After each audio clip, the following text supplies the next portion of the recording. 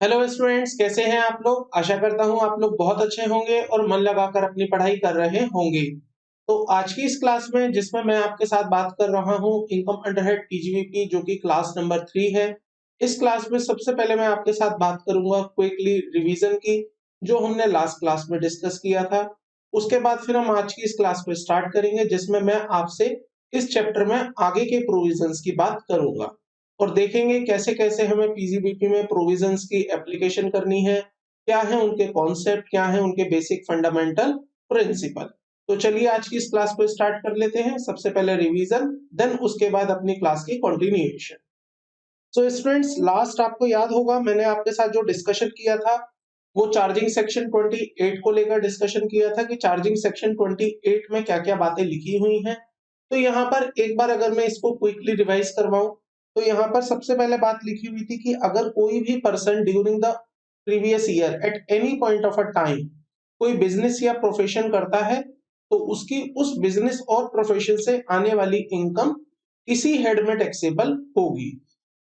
दूसरे नंबर पर फिर मैंने आपसे बात करी थी कि अगर किसी पर्सन को कोई कॉम्पनसेशन मिलता है या कोई अदर पेमेंट मिलती है just because of the termination of the contract और मॉडिफिकेशन ऑफ द कॉन्ट्रैक्ट या modification in the terms of a contract, तो उस केस में भी जो कॉम्पनसेशन या एनी अदर पेमेंट मिलेगी इस रेस्पेक्ट में वो पीजीवीपी हेड में ही टैक्सेबल होगी। इसके बाद फिर मैंने आपसे बात करी थी पॉइंट नंबर 3 में कि अगर आप कोई ट्रेड एसोसिएशन बनाते हैं या ट्रेड प्रोफेशनल का एसोसिएशन बनाते हैं तो वहां पर आने वाली इनकम भी आपकी इसी हेड में टैक्सेबल हो जाएगी। यहाँ पर मैंने आपको एक एग्जांपल भी दिया था कि आजकल बहुत सारे प्रोफेशनल्स वेबिनार करने लगे हैं, चार्टर्ड अकाउंटेंट वेबिनार करते हैं, वहां पर वो जो फीस लेते हैं वो आपकी इसी हेड में टैक्सेबल होती है।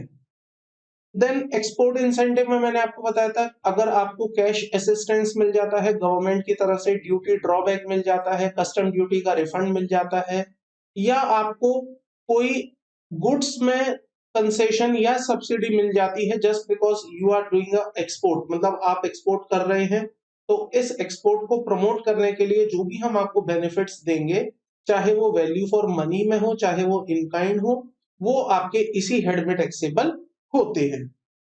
पांचवें नंबर पे मैंने बताया था कि अगर आपका कोई क्लाइंट आपको गिफ्ट दे देता है, परक्यूजिट दे देता है, तो वो भी इस हेड में टैक्सेबल होंगे जो कि जनरली होता है। तो यहाँ पर एक स्टूडेंट का मेरे पास क्वेश्चन आया कि सर एक चार्टर्ड अकाउंटेंट को अगर दिवाली पे कोई गिफ्ट मिलता है, मान लीजिए उनका कोई क्लाइंट है जो दिवाली पर गिफ्ट दे देता है, क्या वो भी इस हेड में टैक्सेबल होंगे? ना, आंसर इज यस। अगर आपको दिवाली पर कोई गिफ्ट मिलता है तो वो भी इस हेड में टैक्सेबल होंगे। लेकिन अब आप सोचेंगे कि सर दिवाली पर तो बहुत सारे गिफ्ट मिलते हैं, क्रॉकरी भी मिल जाती है, कभी कभी मिठाइयां भी मिलती हैं, कभी कभी महंगी आइटम भी मिलती हैं। तो यहाँ पर आपको क्या करना है, ये देखना है कि कौन सी आइटम इनकम टैक्स वाले देख पाएंगे, पहचान पाएंगे, आइडेंटिफाई कर पाएंगे। तो जिन लोगों को वो नेग्लेक्ट कर सकते हैं, देखिए मिठाई के डब्बों की अगर मैं वैल्यूएशन करूं तो 200, 250, 300, 500, 1000, इस चीज को वो पकड़ के क्या करना चाहेंगे। उनका मेन पर्पस है कि अगर यहाँ पर कोई बहुत ही ज्यादा वैल्यूएबल आइटम मिलती है आपको, मान लीजिए कोई आपका क्लाइंट आपको गिफ्ट में कार दे देता है, कोई आपको गिफ्ट में फ्लैट दे देता है, कोई आपको गिफ्ट में कोई महंगी वॉच दे देता है, तो उसको यहाँ पर टैक्सेबल करने की बात कर रहे हैं। उनका इंटेंशन समझिएगा, यहाँ पर ये मत देखिए कि हर एक गिफ्ट टैक्सेबल हो जाएगा, मतलब मिठाई के डब्बे भी टैक्सेबल हो जाएंगे। तो प्राइमरली बोलूं तो यस, बट प्रैक्टिकली बोलूं तो वो टैक्सेबल नहीं होते हैं। नेक्स्ट फिर मैंने आपको बताया था कि अगर कोई भी पेमेंट किसी पार्टनर को मिली है from its partnership firm by way of salary, commission, bonus, by whatever name called, तो वो भी आपका इसी हेड में टैक्सेबल होगा क्योंकि फर्म को उतने अमाउंट का खर्चा माइनस करते हुए टैक्स बेनिफिट दे दिया गया है, फर्म को एग्जम्पशन दे दी है। Then in that case that amount is going to be taxable in the hands of partner, not under the head of salary, बल्कि in the head of PGBP only. Clear है? Point number 7 पे, या 7 से पहले फिर मैंने एक चीज और बताई थी कि अगर फर्म ने कोई खर्चा डाला है और बाद में फर्म के हाथ में वो खर्चा डिसअलाउ हो गया, इसका मतलब फर्म को टैक्स देना पड़ गया, तो जितने अमाउंट पर फर्म ने टैक्स दे दिया उतने अमाउंट पर फिर पार्टनर को टैक्स नहीं देना होगा, वो पार्टनर के हाथ में फिर एग्जेम्प्ट हो जाएगा।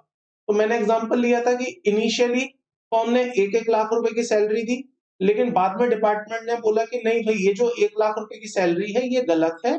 एज पर सही सेक्शन, जो एज पर सेक्शन होता है हमारा 40B, उसके हिसाब से जो सही सैलरी होनी चाहिए वो 80-80 हजार होनी चाहिए। तो क्योंकि पहले 20,000 रुपए पे पार्टनर ने टैक्स दे दिया था, पूरे 1 लाख रुपए पे पार्टनर ने टैक्स दे दिया था, अब क्योंकि 20,000 रुपए फर्म के हाथ में टैक्सेबल हो गया, तो ये 20,000 रुपए पार्टनर के हाथ में एग्जेम्प्ट हो जाएगा।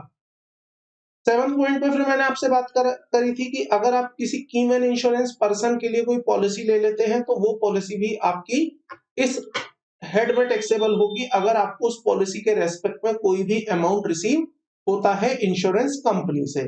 यहाँ पर मैंने आपको एग्जांपल दिया था कि अगर मान लीजिए आपके पास कोई मशीनरी है और वो मशीनरी बहुत इंपॉर्टेंट है और उस मशीनरी को ऑपरेट करने वाला व्यक्ति एक ही है या कुछ चुनिंदा लोग हैं, तो वो लोग तो आपके लिए और भी इंपॉर्टेंट है।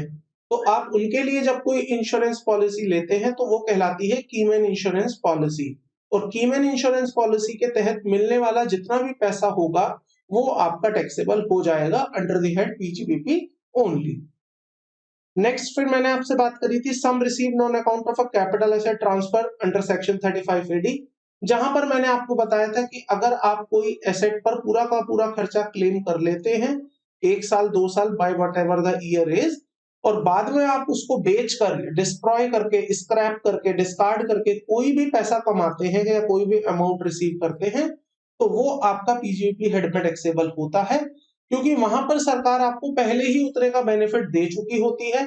अब तो जो आपको पैसा मिल रहा है वो तो जस्ट उसकी रिकवरी है, over and above there cost आपको रिकवरी आ रही है। पॉइंट नंबर 10 पे फिर मैंने आपको बताया था कि अगर आपको कोई पैसा मिलता है इस वजह से कि आप ये बिजनेस एक्टिविटी परफॉर्म नहीं करेंगे, आप ये प्रोफेशनल एक्टिविटी परफॉर्म नहीं करेंगे, मान लीजिए किसी चार्टर्ड अकाउंटेंट को पैसा दिया जाए कि अब आप ऑडिट में इन्वॉल्व नहीं होंगे, अब आप ये लिटिगेशन के मैटर्स नहीं देखा करेंगे, इसके बदले आप हमसे लमसम 1 करोड़ रुपए ले लो, तो उस केस में ये अमाउंट आपका पीजीबीपी हेड में टैक्सेबल हो जाता है। पॉइंट नंबर बी में फिर मैंने आपको बताया था कि अगर आपके पास कोई नो हाउ है, पेटेंट है, ट्रेडमार्क है, कॉपीराइट्स हैं, आप कहते हैं कि आप ये नो हाउ किसी को नहीं देंगे या मुझे दे दीजिए, फिर उसके बाद किसी और से शेयर नहीं करेंगे, या आप ये भी कहते हैं कि ये नो हाउ आप किसी के भी साथ शेयर नहीं करेंगे और इसके लिए आपको पैसा मिलता है, तो भी उस केस में ये पैसा आपका पीजीबीपी हेड में ही टैक्सेबल होगा। लेकिन यहाँ पर एक स्पेशल नोट था कि अगर आपके पास राइट टू प्रोसेस और प्रोड्यूस एनी आर्टिकल और थिंग है, तो ये आपकी कैपिटल एसेट है और इस केस में भले ही आपका बिजनेस में भी चल रहा हो, बट यहाँ पर अगर आप कोई ऐसा राइट बेचेंगे तो वो आपका कैपिटल गेन में ही टैक्सेबल होगा, ना कि वो पीजीबीपी में आएगा।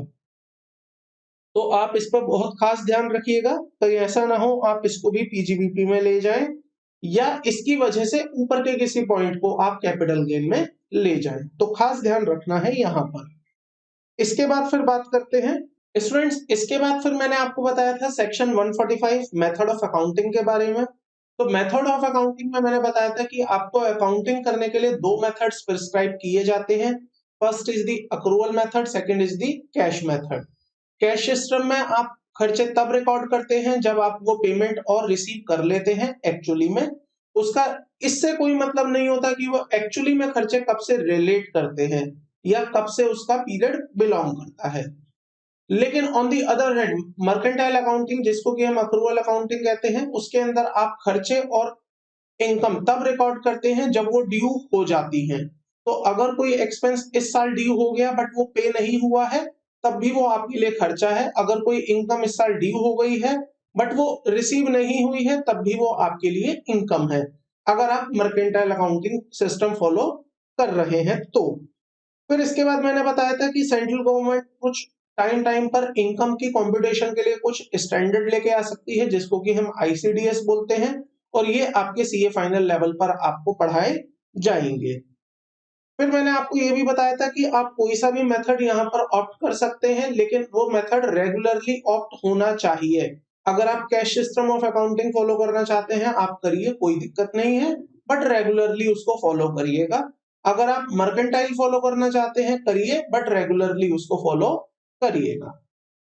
इतने तक मेरी बात हुई थी। फिर मैंने आपको बताया था इसके अंदर कि अक्रूवल अकाउंटिंग में एक सेक्शन आएगा 43B, जो कि मैंने हाईलाइट करवा के छोड़ दिया था कि इसे हम एक्चुअल सेक्शन आने पर डिस्कस करेंगे और वापस यहाँ पर हम लिंकिंग लेके आएंगे। इसके बाद फिर मैंने आपको स्टॉक के बारे में कुछ बताया था कि स्टॉक में अगर आपने अंडर वैल्यूएशन या ओवर वैल्यूएशन किया हुआ है तो उसका भी आपको एडजस्टमेंट करना होगा, क्योंकि स्टॉक का अंडर वैल्यूएशन या ओवर वैल्यूएशन सीधा सीधा आपके प्रॉफिट को घटा या बढ़ा देता है। तो क्लोजिंग स्टॉक अगर ओवर वैल्यू होगा तो आपका प्रॉफिट बढ़ जाएगा, क्लोजिंग स्टॉक अंडर वैल्यू होगा तो प्रॉफिट आपका घट जाएगा। ओवर स्टॉक ओवर वैल्यू होगा तो आपका प्रॉफिट घट जाएगा, और ओपनिंग स्टॉक अगर अंडर वैल्यूड होगा तो आपका प्रॉफिट बढ़ जाएगा। तो अकॉर्डिंगली जो भी सिचुएशन होगी उसके अकॉर्डिंग हमें सही ट्रीटमेंट करना होगा और प्रॉफिट को भी रीइंस्टेट करना होगा अगर हमने क्लोजिंग या ओपनिंग स्टॉक में कोई ओवर या अंडर स्टेटमेंट की हुई है। Change in method of accounting आप कर सकते हैं अगर एओ आपको बोले कि ऐसा जरूरी है कि आपके बुक्स ऑफ अकाउंट्स को चेंज कर देना चाहिए, मेथड जो आप फॉलो कर रहे थे वो आपका चेंज हो जाना चाहिए, then in that case you will change your method of accounting from cash to accrual or accrual to cash as the case may be। फिर मैंने आपको ये भी बताया था कि अगर आपके डिफरेंट डिफरेंट बिजनेसेस हैं तो आप हर अलग अलग बिजनेसेस के लिए अलग अलग मेथड ऑफ अकाउंटिंग फॉलो कर सकते हैं। आपका एक बिजनेस है आप कैश मेथड लाइए, आपका दूसरा बिजनेस है आप अक्रूवल मेथड ले आइए, तीसरे बिजनेस में आप फिर से कैश ले आइए, हमें कोई प्रॉब्लम नहीं होगी उससे। क्लियर है? तो यहां तक का डिस्कशन मैंने आपसे किया था और इतने पर मैंने अपनी क्लास ओवर कर दी थी। आज के इस डिस्कशन में मैं आपके साथ बात करूंगा आगे के सेक्शंस की। तो आई होप आपने यहां तक की सारी बातें अपनी रिकॉल कर ली होंगी और क्लासेस भी कंप्लीट कर ली होंगी। और जितने आपके होमवर्क वाले क्वेश्चन थे, वैसे तो मैंने पीजीबीपी में कुछ होमवर्क नहीं दिया था, बट स्टिल आपने पूरा का पूरा कॉन्सेप्ट रिवाइज कर लिया होगा और अब आप उनमें सेम पाथ पर हैं, तो हम आगे का डिस्कशन कंटिन्यू कर सकते हैं। आइएगा मेरे साथ, आज मैं आपसे कुछ छोटी छोटी बातें करूंगा सेक्शंस पर, जिसमें सबसे पहले मैं आपके साथ बात करूंगा सेक्शन 38 पर। अगेन हमेशा की तरह जो मेरा स्टाइल है, मैं आपको सेक्शन पहले नहीं पढ़ाऊंगा, पहले आप स्टोरी सुनिएगा, पिक्टोरियल प्रेजेंटेशन देखिएगा, देन उसके बाद सेक्शन पर आएंगे और पढ़ेंगे और देखेंगे कि क्या हमारी अंडरस्टैंडिंग सेम है या हमारी अंडरस्टैंडिंग में कहीं कोई डिस्कनेक्ट है। सुनिएगा। और मैंने आपको ये भी बताया था स्टूडेंट्स कि मैं अब पूरा चैप्टर हमेशा आपसे P&L पर बेस्ड होकर बात करूंगा। जब भी मैं बात करूंगा P&L आपके सामने लाता रहूंगा, बार बार लाता रहूंगा। तो अगेन अब मैं यहाँ पर एक P&L आपको फिर से बना के दे रहा हूँ। तो let's say this is a P&L account. इसका P&L है ये ABC लिमिटेड का ये P&L है। यहाँ पर आपने खर्चा लिखा है, मान लीजिए रेंट, मान लीजिए यहाँ पर आपने खर्चा लिखा है टेलीफोन, मान लीजिए यहाँ पर आपने खर्चा लिखा है इंटरनेट, मान लीजिए यहाँ पर आपने खर्चा लिखा है कन्वेंस। एक और खर्चा ले लेते हैं यहाँ पर हम, टूर्स एंड ट्रैवलिंग। सर क्या होते हैं खर्चे, थोड़ा डिटेल में बताओ ना, हमें हमें तो पता ही नहीं है खर्चे क्या होते हैं। सुनो, रेंट, आपको पता है रेंट क्या होता है? हाँ सर, रेंट मतलब जब हम किराया देते हैं किसी का। टेलीफोन मतलब हमने फोन यूज किया तो फोन का मेरा खर्चा आया 10,000। इंटरनेट, इंटरनेट में मेरा खर्चा आया पूरे साल में 12,000। कन्वेंस पे मैंने खर्च कर दिए 50,000 और टूर एंड ट्रैवलिंग में मैंने खर्च कर दिए 60,000। अब ये P&L किसने बनाया है? अगर आप पहली क्लास नहीं भूले हैं तो P&L किसने बनाया है? अकाउंटेंट ने। अकाउंटेंट को कुछ आता है? हाँ, अकाउंटेंट को आता है। क्या आता है अकाउंटेंट को? सर अकाउंटेंट को ना केवल अकाउंटिंग करनी आती है, उसे और बाकी आगे की इंफॉर्मेशन नहीं है। तो जैसा जैसा मैनेजमेंट ने बताया, जैसा जैसा इंफॉर्मेशंस आई, जैसे जैसे रिकॉर्ड्स आए, उसने यहाँ पर रेंट का खर्चा डाल दिया, उसने यहाँ पे टेलीफोन का खर्चा डाल दिया, इंटरनेट, कन्वेंस और टूर एंड ट्रैवलिंग के खर्चे बुक कर दिए। अब मैं आपको आगे की जानकारी दूंगा, उसके हिसाब से आप मुझे बताइएगा क्या ये सही है या गलत है। यहाँ पर ये जो रेंट आपने पे किया ना 1 लाख रुपए का, इस रेंट में दो चीजों का रेंट इंक्लूड है। एक एक आपके अपने घर का ओन हाउस का। ओन हाउस का मतलब जब आप ये बिजनेस कर रहे थे तो आप खुद भी किराए पर रह रहे थे, और जहां पर आप बिजनेस कर रहे थे उसको भी उस प्रीमाइसेस को भी आपने बिजनेस रेंट पर लिया था। तो यहाँ पर मैं कह सकता हूं ये जो रेंट है ये दो चीजों का रेंट है, एक आपके घर का और एक बिजनेस प्रीमाइसेस का। एक आपके घर का और एक बिजनेस प्रेमाइसेस का। प्लीज नोट माय वर्ड, यहां पर जो आपने रेंट पे किया है इसमें एक हिस्सा आपके घर के रेंट का है जहां पर आप खुद रह रहे थे, और एक आपके उस बिजनेस प्रेमाइसेस का है जहां से आप बिजनेस कर रहे थे। अब मान लो आपके घर का किराया है इसमें 40,000 और बिजनेस प्रेमाइसेस का किराया है इसमें 60,000। अब मैं आपसे पूछ रहा हूं एज ए चार्टर्ड अकाउंटेंट, मत सोचिए कि पीजीबीपी में क्या लिखा होगा, मत सोचिए बाकी इनकम टैक्स में क्या लिखा होगा, आप केवल एक कॉमन सेंस लगाइए, ओनली कॉमन सेंस। जब आप बिजनेस के लिए कोई प्रॉफिट एंड लॉस अकाउंट बनाएंगे और इनकम टैक्स वाले कहेंगे कि हम आपकी बिजनेस की इनकम पे टैक्स लगाएंगे, तो वहां पर बिजनेस की इनकम में कौन से खर्चे माइनस किए जाएंगे? वो खर्चे जो केवल और केवल बिजनेस के होंगे, या वो खर्चे जो बिजनेस के भी होंगे और आपके पर्सनल नेचर के भी होंगे? कौन से खर्चे इनकम टैक्स वाले आपको अलाउ करेंगे अंडर द हेड पीजीबीपी या under the head of under the entire income tax act?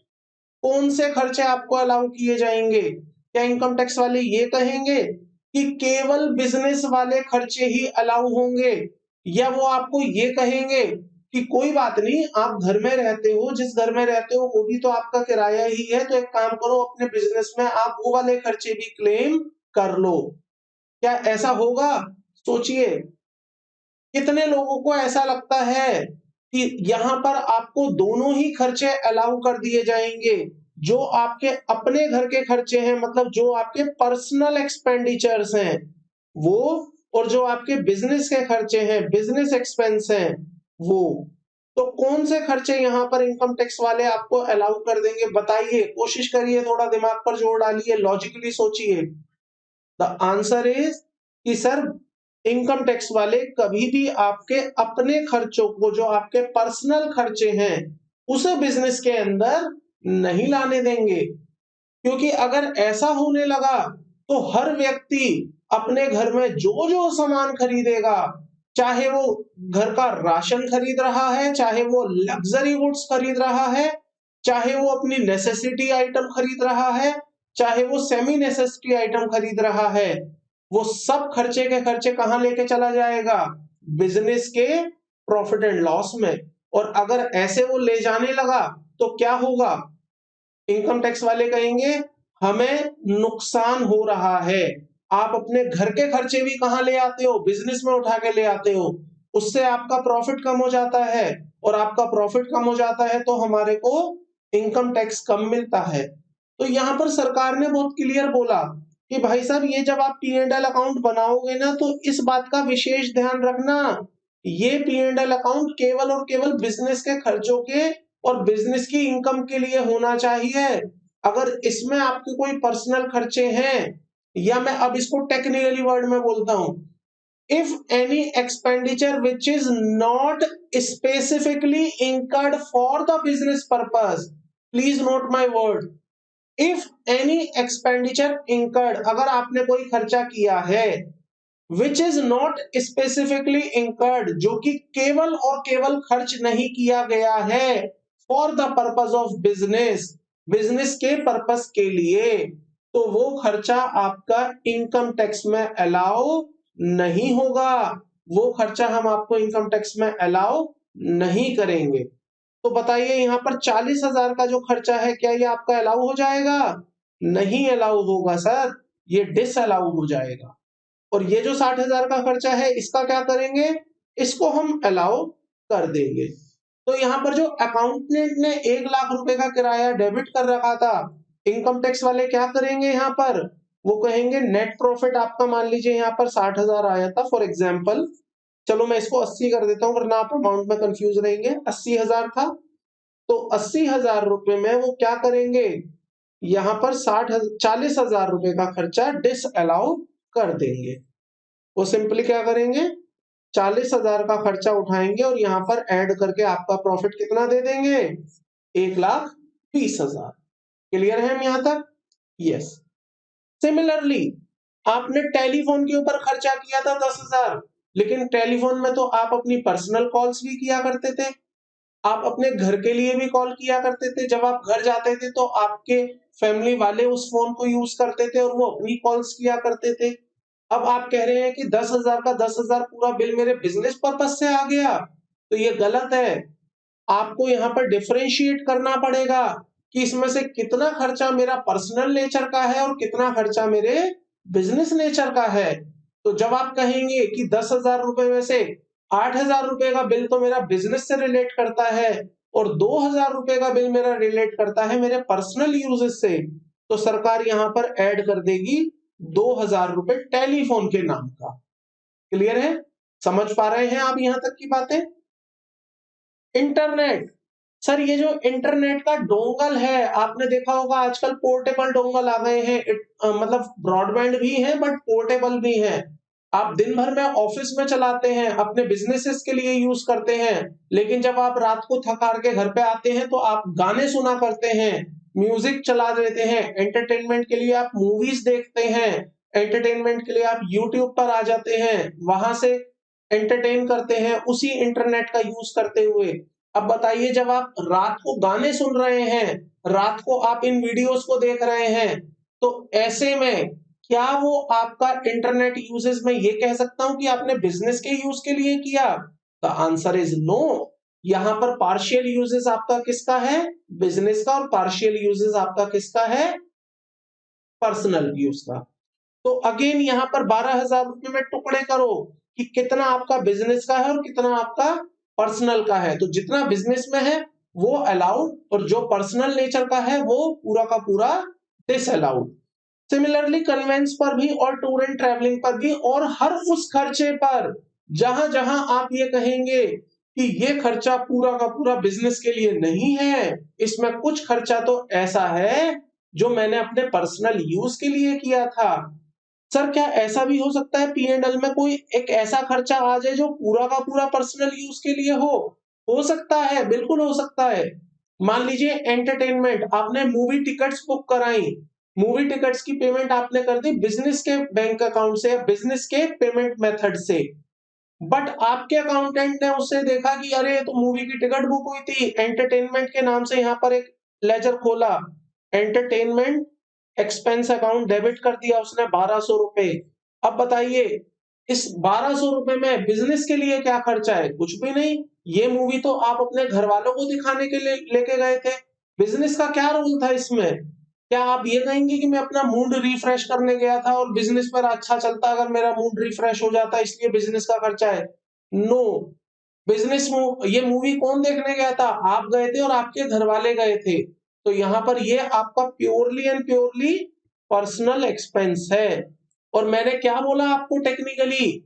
The expense which is not incurred wholly for the purpose of, wholly for the purpose of, exclusively for the purpose of business shall not be allowed, shall not be allowed, वो आपको allow नहीं करेंगे। आइएगा मेरे साथ, section 38 पढ़िए। Section 38 यही बात कहता है जो मैं आपको इतनी देर से समझाने का प्रयास कर रहा हूं। पढ़िएगा मेरे साथ section 38। asset partially used for business and partially used for personal purpose। तो ये जो कॉन्सेप्ट है ये असेट पर भी एप्लीकेबल होगा और यही सेम कॉन्सेप्ट एक्सपेंस पर भी एप्लीकेबल होगा। सुनिएगा, where the premises are used for a partially business and partially for other purpose, only a proportionate part of the expense attributable to the part of the premises used for a business or business will be allowed as expenditure। तो जितना part of the expense या part of the asset आप use कर रहे हैं for the business purpose, केवल उतना ही हम आपको बिजनेस के खर्चों में अलाउ करेंगे और जो आपके बिजनेस से रिलेटेड नहीं होगा हम उसे आपको बिजनेस के खर्चों में अलाउ नहीं करेंगे। क्लियर है हम यहां तक? एग्जाम्पल मैं आपको ऑलरेडी दे चुका हूं, आप चाहें तो इसे यहाँ पर नोट भी कर सकते हैं अपनी अपनी अंडरस्टैंडिंग के हिसाब से। यहां तक की बात अगर आपको क्लियर है तो अब आप मेरे साथ कुछ नोटिंग करिएगा। इस सेक्शन की बात नहीं है, अब हम एक नए कॉन्सेप्ट की तरफ जा रहे हैं, उस पर मैं आपको बताऊंगा। आपके जो बिजनेस होते हैं इसे इनकम टैक्स में दो कैटेगरी में बांटा जाता है। ये बात मैं आपको पहले भी बता चुका हूं, आज फिर बता रहा हूं। पहले मैंने ऊपर ऊपर से बताई थी, आज मैं आपको डिटेल में बताऊंगा। आपके बिजनेसेस को दो कैटेगरी में डिवाइड किया गया है। पहले होते हैं स्पेक्यूलेटिव, पहले बिजनेस होते हैं स्पेक्यूलेटिव बिजनेस, अभी समझेंगे क्या होते हैं। दूसरे नंबर पर आपके पास आते हैं non speculative business, non speculative.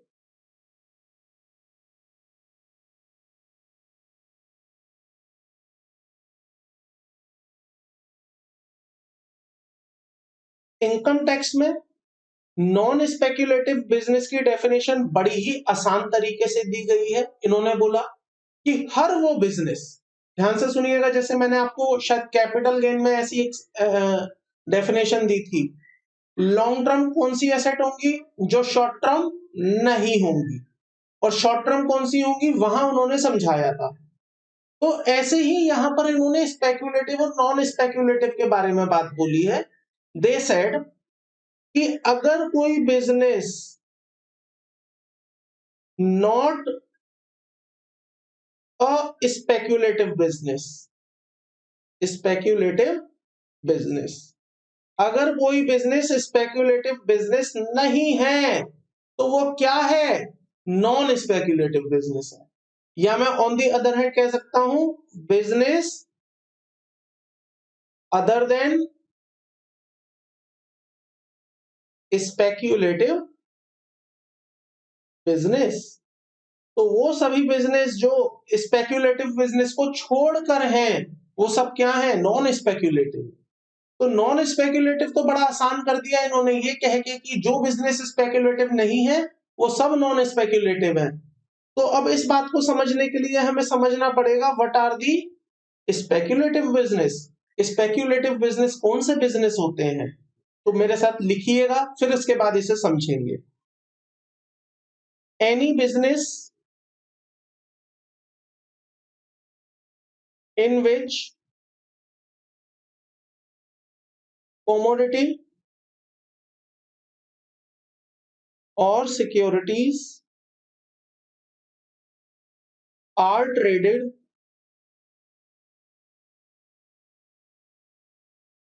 without the actual delivery।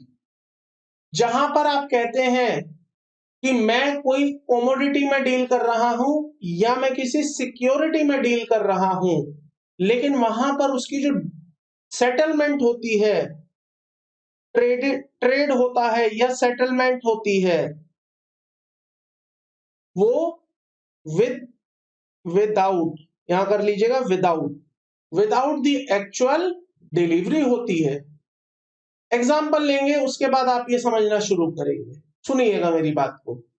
एक और पेज लीजिए, यहां पर लिखिए शेयर्स। आपने सुना होगा शेयर बाजार दो तरह से काम करता है, एक होता है इंट्राडे और एक होता है इंटरडे। इंट्राडे का मतलब होता है कि आप सुबह शेयर खरीदते हैं और शाम को वो शेयर बेच देते हैं। सुबह आपने बोला कि मैं 100 रुपए के हिसाब से शेयर खरीद रहा हूं, शाम को जो भी प्राइस होगा, चाहे 100 रुपए हो, चाहे 102 रुपए हो, चाहे 103 रुपए हो, चाहे 95 रुपए हो, चाहे 98 रुपए हो, आपका ये शेयर बेच दिया जाता है। इसको हम कहते हैं सेम डे ट्रांजैक्शन। और जहां पर आप कहते हैं कि नहीं, मैं शेयर की डिलीवरी चाहता हूं, मैं चाहता हूं कि मुझे शेयर मिल जाए, मैं आज शेयर खरीदूंगा, हो सकता है मैं कल बेचूं, हो सकता है मैं परसों बेचूं, हो सकता है मैं एक हफ्ते बाद बेचूं, हो सकता है मैं अगले 2 साल ना बेचूं, हो सकता है मैं इसे 10 साल तक ना बेचूं, तो वो शेयर आपका क्या कहलाता है? Intraday. When shares are hold, जहां पर आप शेयर्स को होल्ड करते हैं, आप बेचते नहीं है on a same day. When shares are hold for some other day, आप कहते हैं मुझे किसी और दिन के लिए ये शेयर होल्ड करना है, तो ये शेयर्स की ट्रेडिंग होती है। शेयर्स में दो तरह से काम और होता है, एक होता है future and options, future and options, और एक होते हैं डेरिवेटिव्स, एक होते हैं डेरिवेटिव्स। फ्यूचर एंड ऑप्शंस आप अकाउंटेंसी में पढ़ेंगे, डेरिवेटिव्स आप अकाउंटेंसी में पढ़ेंगे। It is not a matter of income tax, जहां पर मैं आपको बताऊं कि what are the future and options and what are the derivatives. But अभी मान लीजिए कि ये दो टर्म्स होती हैं जहां पर आप शेयर्स में काम करते हैं, जहां पर आप कमोडिटीज में काम करते हैं और आपको वहां पर डिलीवरी नहीं मिलती, आपको वहां पर डिलीवरी नहीं मिलती। सर ऊपर वाले केसेस में डिलीवरी मिलती है क्या? Delivery not happen. सर ऊपर वाले इन दो केसेस में डिलीवरी मिलती है क्या? इंटरडे और इंट्राडे में, इंटरडे और इंट्राडे में क्या डिलीवरी मिलती है? यस, आपको इंटरडे में भी डिलीवरी होती है। सुबह आपने शेयर खरीदा, आपको डिलीवरी मिल जाती है। आपने शाम को शेयर बेचा, आपके यहां से वो स्टॉक माइनस हो जाता है। इंटरडे में आपको डिलीवरी मिलती है क्या? डिलीवरी का मतलब क्या होता है सर? डिलीवरी का मतलब होता है without with the actual delivery of the security paper, या एक्चुअल उसकी एंट्री आना। तो जब आप डीमेट शेयर होल्ड करते हैं, डीमेट में अपने शेयर होल्ड करते हैं, तो आपके डीमेट में एक एंट्री आ जाती है कि हाँ आपने टाटा मोटर्स के 1000 शेयर खरीदे, आपने टाटा मोटर के 1000 शेयर बेच दिए, तो इसको भी हम डिलीवरी मानते हैं। डिलीवरी का मतलब ये नहीं होगा कि आपके हाथ में ही एक शेयर रखा जाएगा और तभी माना जाएगा कि ये डिलीवरी हो गई। डिलीवरी का मतलब चाहे वो पेपर फॉर्म में हो, चाहे वो इलेक्ट्रॉनिक फॉर्म में हो, delivery means delivery. Delivery means आपके पास पहुंच जाना, whether it is a paper form और इन अ इलेक्ट्रॉनिक फॉर्म। तो इंट्राडे और इंटरडे डे दोनों ही सिनेरियो में आपको डिलीवरी मिलती है। लेकिन ये जो शेयर कमोडिटी वाला होता है, एफ एंड ओ होता है और डेरिवेटिव होता है, तो मैं यहां पर लिख देता हूं commodity oblique share, commodities. Commodities मतलब होता है जब आप वस्तुओं में डील करते हैं, आप शेयर्स में डील नहीं कर रहे, आप अब वस्तुओं में डील कर रहे हैं, गेहूं, चावल, आटा, इस तरह की चीजों में जब आप डील करते हैं, खाने की आइटम में, फूड कमोडिटीज में, सोने में, चांदी में, इसमें आप डील करने लगते हैं, तो वहां पर फिर आपको ये वाली जो ट्रांजैक्शंस होती हैं, वहां उसकी एक्चुअल डिलीवरी नहीं मिलती। आप क्या कहते हैं? आप सुबह शेयर मार्केट को बोलते हैं आज मेरे लिए सोने का भाव 45,000, अगर शाम को सोना 46,000 हो गया तो मैं सोना बेच दूंगा। आपके पास सोना है? नहीं है ना, तो आपके पास सुबह था ना आपके पास शाम को है। आप किस तरह से काम कर रहे होते हैं? आप सुबह का भाव लेते हैं 45,000, आप शाम का भाव लेते हैं 46,000, आप कहते हैं 1,000 रुपए बढ़ गया, तो या तो ये मेरा प्रॉफिट है या मेरा लॉस है, डिपेंडिंग अपॉन द सिचुएशन कि आपने सुबह क्या किया है। अगर आपने सुबह ये कहा है कि मैं 45,000 के रेट पर खरीद रहा हूं और 46 पे बेच दूंगा, तो आपके लिए प्रॉफिट है। और अगर आप सुबह ये कहते हैं कि मैं 45,000 पे बेच रहा हूं, लेकिन आपके पास सोना तो था नहीं, अब आपको बेचने के लिए खरीदना तो पड़ेगा ही, तो आप उसे 46,000 पे खरीदेंगे, तो वहां पर आपको 1,000 का लॉस है। तो इस तरह के केसेस में आपको डिलीवरी नहीं मिलती। ये आपके डिलीवरी वाले काम नहीं है, यहाँ पर आपको कोई फिजिकल या इलेक्ट्रॉनिक फॉर्म में डिलीवरी नहीं मिलती है सोना चांदी या उस गुड्स की जिसके लिए आप यहाँ पर ये ट्रांजैक्शन कर रहे हैं।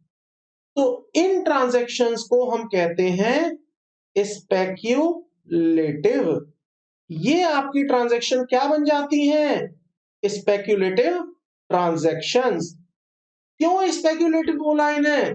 बहुत ही सिंपल सा रीजन है स्पेक्यूलेटिव बोलने का, यहां पर स्पेक्यूलेटिव आप इसलिए कह रहे हैं क्योंकि आपके पास कोई एक्चुअल डिलीवरी नहीं आ रही। यहां पर तो आप एक सट्टे बाजार का काम कर रहे हैं, आप केवल एक प्रिजम्पशन कर रहे हैं, आप फोरकास्टिंग कर रहे हैं कि ये चीज 45 की 46 हो जाएगी, या 46 की 50 हो जाएगी, या 50 की 40 हो जाएगी। तो केवल आप यहाँ पर फोरकास्टिंग पर डिपेंडेंट हैं, आप सट्टा लगा रहे हैं। सट्टे का मतलब आप एक जुआ खेल रहे हैं। जुआ किस चीज का? कि अगर ये रेट हो गया तो मेरा प्रॉफिट आ जाएगा, अगर ये रेट हो गया तो मेरा लॉस हो जाएगा। तो इस बेसिस पर आप यहां पर जब काम करते हैं तो उस ट्रांजैक्शन को हम कहते हैं speculative transactions. Am I clear to everyone? आइएगा बुक पर वापस। यहां पर देखिए टाइप ऑफ बिजनेसेस।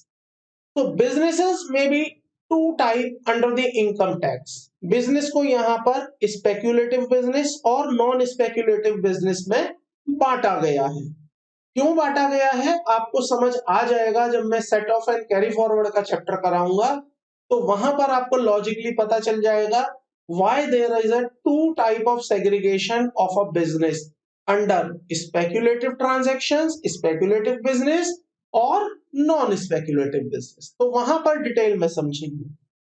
आगे देखिए, नॉन स्पेक्यूलेटिव बिजनेस क्या होते हैं? Business which are not speculative business are called non speculative business. तो जो बिजनेस स्पेक्यूलेटिव नहीं है वो सब क्या है? नॉन स्पेक्यूलेटिव है। और जो बिजनेस स्पेक्यूलेटिव है वो कैसे पता चलेंगे? देखिए, means a transaction in which a contract for the purchase or sale of any commodity including stocks, stocks मतलब shares और debentures, anything, और bonds भी आते हैं इसमें। तो जहां पर आप कहते हैं कि मैं सेल या परचेज कर रहा हूं of the commodity including stocks and shares is periodically और अल्टीमेटली सेटल्ड, मतलब आपको चाहे एक दिन में मिले, चाहे 2 दिन में मिले, चाहे 1 महीने में पैसा आए, चाहे 6 महीने में पैसा आए, or periodically settled otherwise than by the actual delivery. मतलब आपको इसका जो सेटलमेंट मिलता है, इसकी जो डिलीवरी होती है, इसका जो पैसा मिलता है वो other than the actual delivery मिलता है।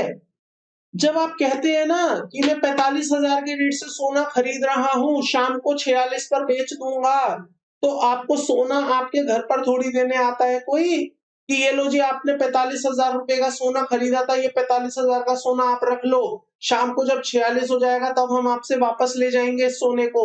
No, not at all. आपको क्या करना होता है? आपको केवल पैसा जमा कराना होता है। आप कहते हैं ये मेरा पैसा, तुम पकड़ो। पैसा भी नहीं जमा कराना होता स्टूडेंट्स, वहां पर आपको केवल एक मार्जिन मनी जमा करानी होती है। मैं डिटेल में नहीं जाऊंगा, अदरवाइज बहुत ज्यादा टाइम लगेगा।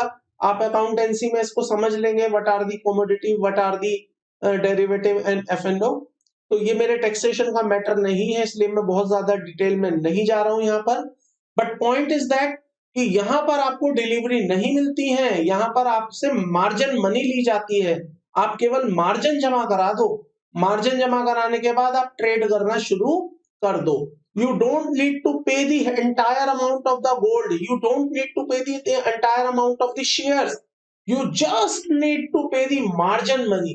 आप मार्जिन मनी पे कर दो, हम आपसे ट्रेड करवा देंगे और शाम को देख लेंगे क्या सिचुएशन है, आप लॉस में हो या प्रॉफिट में हो।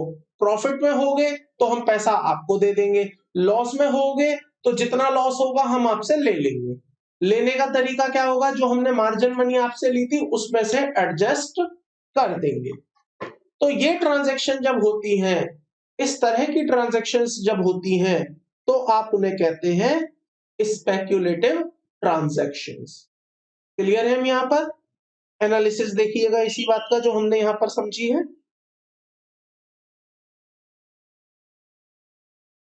देखिएगा स्टूडेंट्स, एनालिसिस को पहले डायग्राम से समझते हैं। मान लीजिए यहां पर एक कंपनी है एबीसी लिमिटेड। इसकी जो बैलेंस शीट है यहां पर आप देख रहे हैं, एसेट्स है इसके पास, और ये जो एसेट्स है इसमें एक दूसरी कंपनी XYZ लिमिटेड के शेयर्स हैं।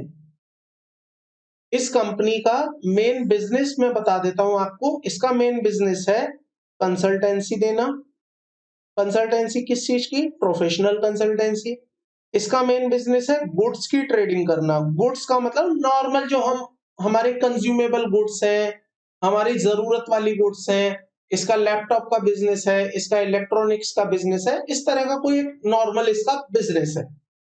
अब इस बिजनेस में इसकी बैलेंस शीट में आपको दिखाई दिया एक ऐसा शेयर जो शेयर है XYZ लिमिटेड का, और ये इन शेयर्स की ट्रेडिंग में इन्वॉल्व है।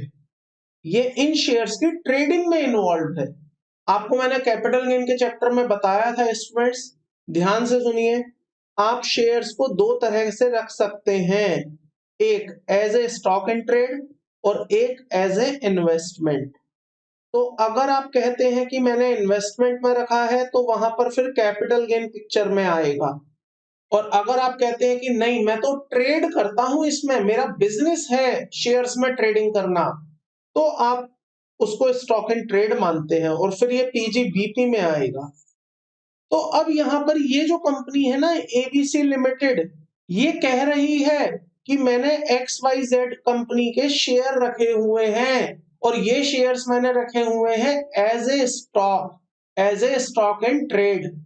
तो अगर ये कंपनी किसी और कंपनी के stock shares as a stock in trade रखती है, वो कहती है कि मेरा तो बिजनेस है, मेरा तो बिजनेस है ट्रेड करना, तो इस तरह के बिजनेस को आप स्पेक्यूलेटिव बिजनेस मानेंगे। ये ऐसा सेक्शन क्लैरिफाई कर रहा है, पढ़िएगा मेरे साथ। Where any part of the business of a company consist in the purchase and sale of the shares। अगर मान लीजिए कोई कंपनी का कोई एक हिस्सा परचेज और सेल ऑफ द शेयर्स में इन्वॉल्व हो जाता है ऑफ अदर कंपनीज, दूसरी कंपनीज के शेयर्स में। तो देखिए मेरे एग्जांपल में एबीसी लिमिटेड किस में इन्वॉल्व हो गई? इसका प्राइमरी बिजनेस क्या था? कंसल्टेंसी देना। इसका प्राइमरी बिजनेस था लैपटॉप्स बेचना, इलेक्ट्रॉनिक आइटम्स बेचना। लेकिन अब ये किस में इन्वॉल्व हो गई? अब ये कह रही है कि मैं तो शेयर्स भी खरीदूंगी बेचूंगी, मैं XYZ के शेयर खरीदूंगी बेचूंगी, मैं PQR कंपनी के शेयर खरीदूंगी बेचूंगी। तो इसका मतलब ये अपनी प्राइमरी एक्टिविटी के साथ अब एक एक्टिविटी और करने लगी, और वो एक्टिविटी क्या है? The trading of shares. तो जब एक कंपनी ट्रेडिंग ऑफ शेयर्स में इन्वॉल्व हो जाएगी जबकि उसकी प्राइमरी एक्टिविटी कोई और थी, ये बात केवल कंपनीज पर एप्लीकेबल है स्टूडेंट्स, और किसी पर भी नहीं। तो जब एक कंपनी अपनी प्राइमरी एक्टिविटी के अलावा शेयर्स की ट्रेडिंग में भी इन्वॉल्व हो जाएगी, और किसके शेयर्स की ट्रेडिंग में? एक दूसरी कंपनी के शेयर्स की ट्रेडिंग में, तो उस ट्रांजैक्शन को भी आप स्पेक्यूलेटिव ट्रांजैक्शन मानेंगे। पढ़िए वापस से। Where any part of the business of a company consist in the purchase and sale of the shares of another company, such a company, तो वो कंपनी कौन सी जो ट्रेड कर रही है, shall be deemed to be carrying on a speculation business, तो माना जाएगा कि वो कौन सा बिजनेस कर रही है? स्पेक्यूलेटिव बिजनेस कर रही है। To the extent to which the business consist the purchase and sale of such shares, पूरा का पूरा बिजनेस स्पेक्यूलेटिव नहीं मानेंगे। जितने हिस्से में उसका बिजनेस इन्वॉल्व है in the trade off another company share, तो उतने हिस्से को हम मानेंगे कि भाई वो स्पेक्यूलेटिव ट्रांजैक्शंस में इन्वॉल्व है, स्पेक्यूलेटिव बिजनेस कर रही है। सर क्या ये स्पेक्यूलेटिव बिजनेस गंदा बिजनेस है क्या, खराब बिजनेस है क्या, जो आप इतना जोर दे रहे हो स्पेक्यूलेटिव स्पेक्यूलेटिव? नहीं, कहीं से कहीं तक नहीं। It is not a illegal business, याद रखिएगा, it is not a illegal business, it is a legal business. But income tax in दोनों में फर्क करता है, इनकम टैक्स इन दोनों में भेदभाव करता है। अब वो भेदभाव आपको शायद अभी समझ नहीं आएगा, वो भेदभाव आपको समझ आएगा set off and carry forward के चैप्टर में। तो वो भेदभाव की वजह से इन दोनों को अलग किया गया है, एक स्पेक्युलेटिव है, एक नॉन स्पेक्युलेटिव है। मैं फिर से इस पॉइंट को समराइज कर रहा हूं स्टूडेंट्स। अगर एक कंपनी जिसका प्राइमरी बिजनेस ही शेयर ट्रेडिंग करना नहीं है, केवल उसका कुछ और प्राइमरी बिजनेस है, कंसल्टेंसी देना, सेल ऑफ गुड्स करना, कोई और एक्टिविटीज करना, सर्विस देना, व्हाटएवर, अगर वो इन्वॉल्व हो जाती है किसी और कंपनीज के शेयर्स की ट्रेडिंग में, लेकिन वो एज ए इन्वेस्टमेंट नहीं है, इन्वेस्टमेंट है तो कैपिटल गेन है, फिर तो बाहर कर देंगे। अगर वो कहती है कि मैं तो इन्वॉल्व हूं सेल एंड परचेज में, खरीदूंगी बेचूंगी, खरीदूंगी बेचूंगी, मतलब मेरा स्टॉक बन जाएगा वो, तो उस कंपनी की उस वाली एक्टिविटीज को जिसमें कि वो दूसरी कंपनी के शेयर्स खरीदने और बेचने का काम कर रही है, आप उसे स्पेक्युलेटिव ट्रांजैक्शन मानेंगे। वो स्पेक्युलेटिव ट्रांजैक्शन में कवर किया जाएगा। कितने तक किया जाएगा? केवल उतने एक्सटेंट तक किया जाएगा जितने एक्सटेंट तक वो शेयर की ट्रेडिंग में इन्वॉल्व है। क्लियर है हम यहां तक? हाँ सर। लेकिन अब इस बात को इंपॉर्टेंटली समझिएगा, मैं जो नीचे लिख रहा हूं हाउएवर, हाउएवर का मतलब लेकिन, किंतु, परंतु। हाउएवर द डीमिंग प्रोविजन, ये वाला हमारा डीमिंग प्रोविजन था जो आपने ऊपर पढ़ा एनालिसिस वाला, ये डीमिंग प्रोविजन है, याद रखिएगा, लिख लीजिए इसको, डीम्ड प्रोविजन। तो नीचे लिख रहे हैं however the deeming provision does not apply to the following companies. अगर ये जो नीचे लिखी हुई कंपनीज होंगी, अगर ये इस तरह की कोई ट्रांजैक्शन करती हैं जहां पर इनका प्राइमरी बिजनेस तो कुछ और हो, लेकिन ये फिर भी दूसरी कंपनी के शेयर्स खरीदने और बेचने का काम करने लगे, तो आप उसे स्पेक्युलेटिव नहीं मानेंगे। ध्यान से सुनिए स्टूडेंट्स, फिर से रिपीट कर रहा हूं। आपने ये बोला कि सर अगर कोई कंपनी जिसका प्राइमरी बिजनेस कुछ और होगा, अगर वो किसी और कंपनी के शेयर्स को खरीदने और बेचने का काम करने लगेगी, not as a investment, not as a investment, क्या करेगी? As a stock in trade, तो उस कंपनी के उतने वाले हिस्से के काम को जहां पर वो कंपनी के शेयर खरीदने और बेचने का काम कर रही है, उसे हम क्या मान लेंगे? स्पेक्युलेटिव बिजनेस मान लेंगे। लेकिन अगर कोई कंपनी, जो हम नीचे लिख के बताएंगे कि ये कंपनीज अगर ऐसा कुछ करती हैं, तो आप उसे स्पेक्युलेटिव बिजनेस नहीं मानेंगे, आप उसे स्पेक्युलेटिव बिजनेस नहीं मानेंगे।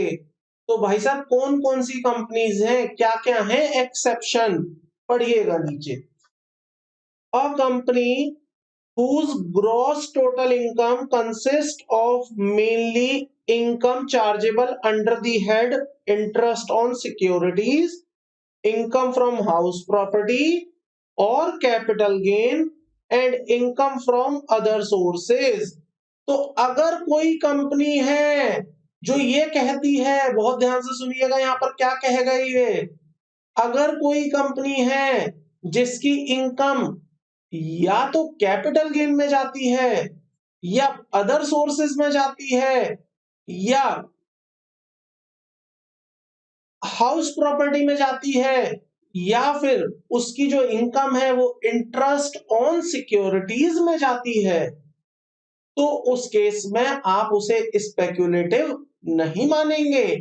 भाई क्या रीजन है स्पेक्युलेटिव नहीं मानने का? बहुत सिंपल सा, अगर कोई कंपनी कहे कि मैं केवल इंटरेस्ट ऑन सिक्योरिटी कमाती हूं, तो इसका तो मतलब यही हुआ ना कि उसका काम ही इन्वेस्टमेंट करना होता है।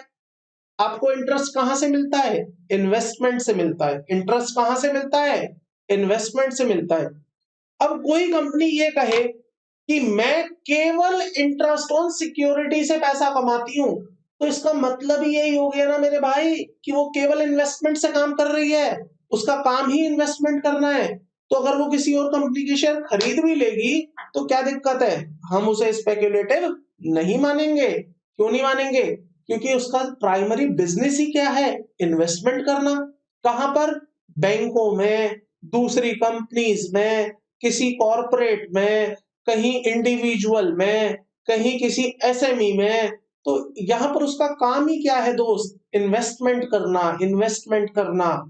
तो जब उसका काम ही इन्वेस्टमेंट करना है, तो अगर वो किसी कंपनी के शेयर खरीद भी लेगी तो इसका मतलब वो अपने पर्पस से डिफीट नहीं हुई है। क्लियर है?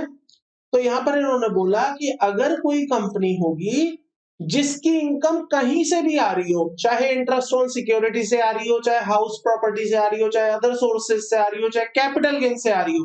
कैपिटल गेन में भी तब आएगी ना इनकम जब आप एज ए इन्वेस्टमेंट रखेंगे।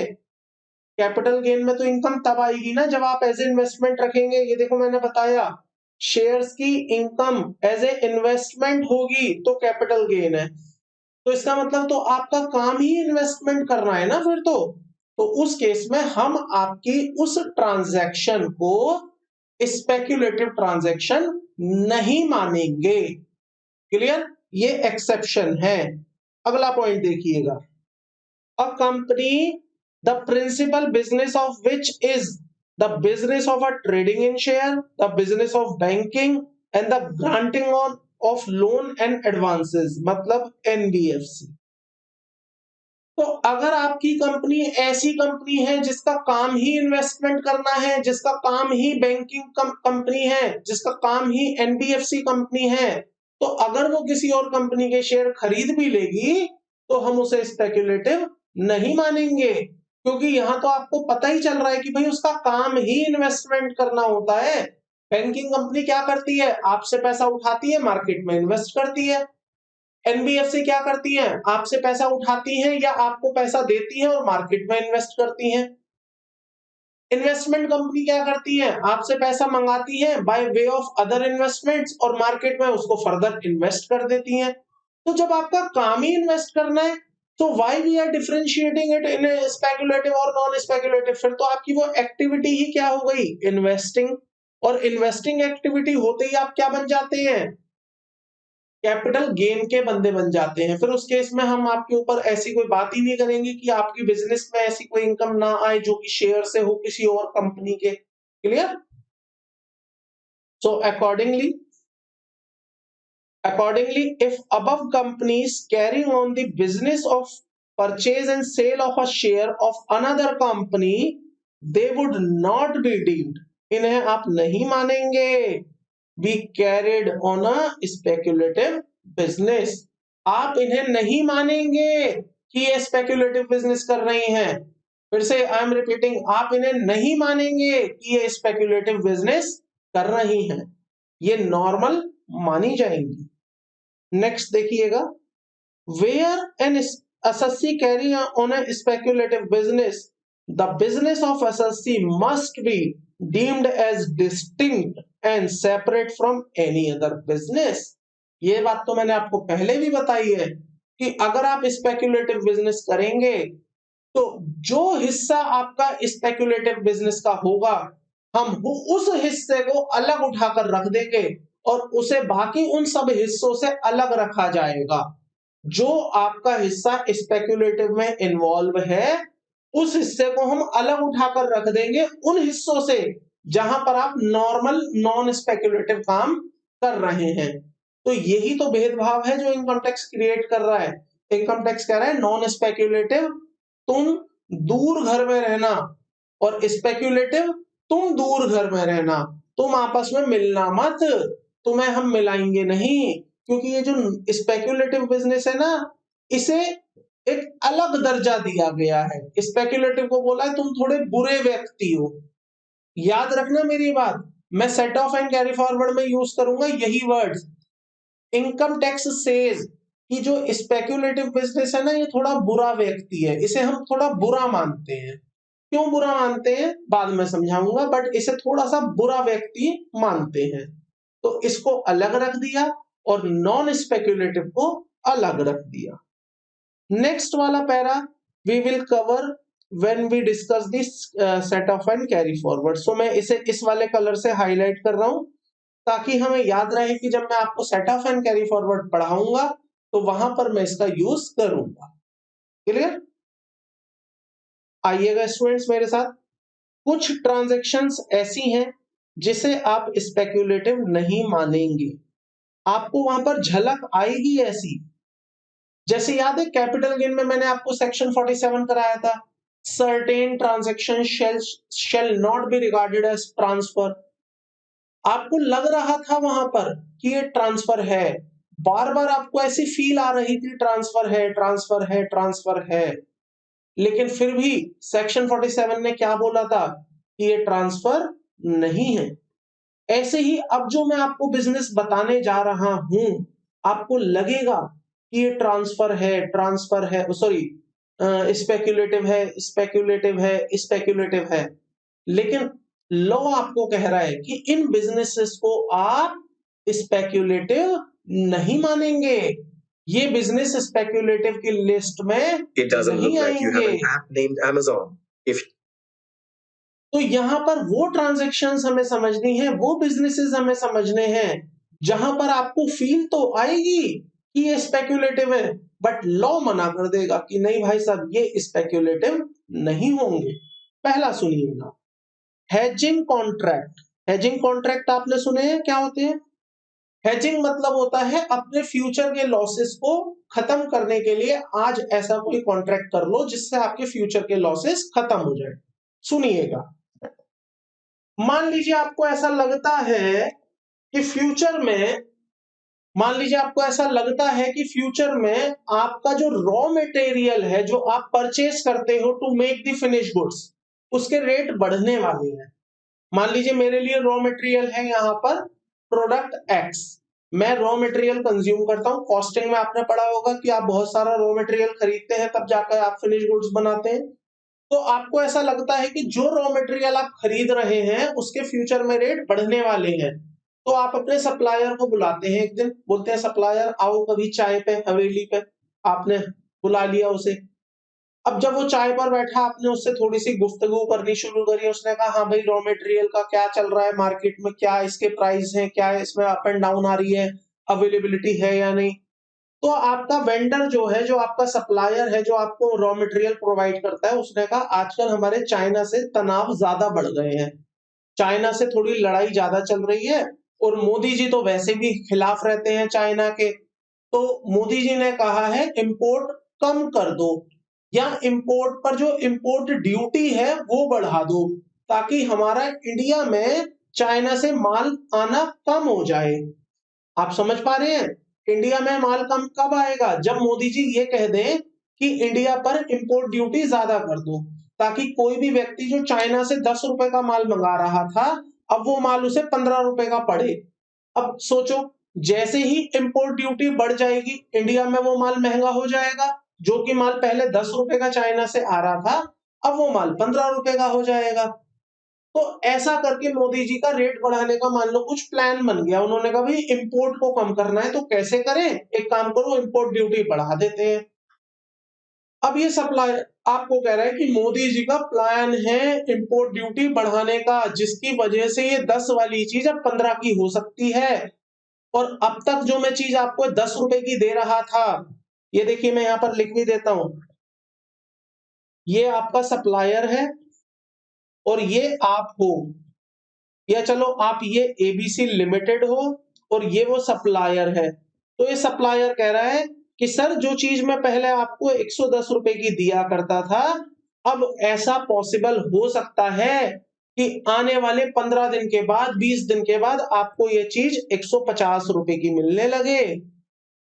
अब एबीसी लिमिटेड क्या करे इस बात के लिए? एबीसी को ये डर खा रहा है कि भाई अभी तो ये चीज मुझे 110 रुपए में मिलती है, अब कल को ये चीज मुझे 150 रुपए में मिलेगी तो मेरी तो कॉस्टिंग बहुत बढ़ जाएगी, मेरे तो मार्जिन खत्म हो जाएंगे, या मुझे फिर अपना सेल प्राइस बढ़ाना पड़ेगा।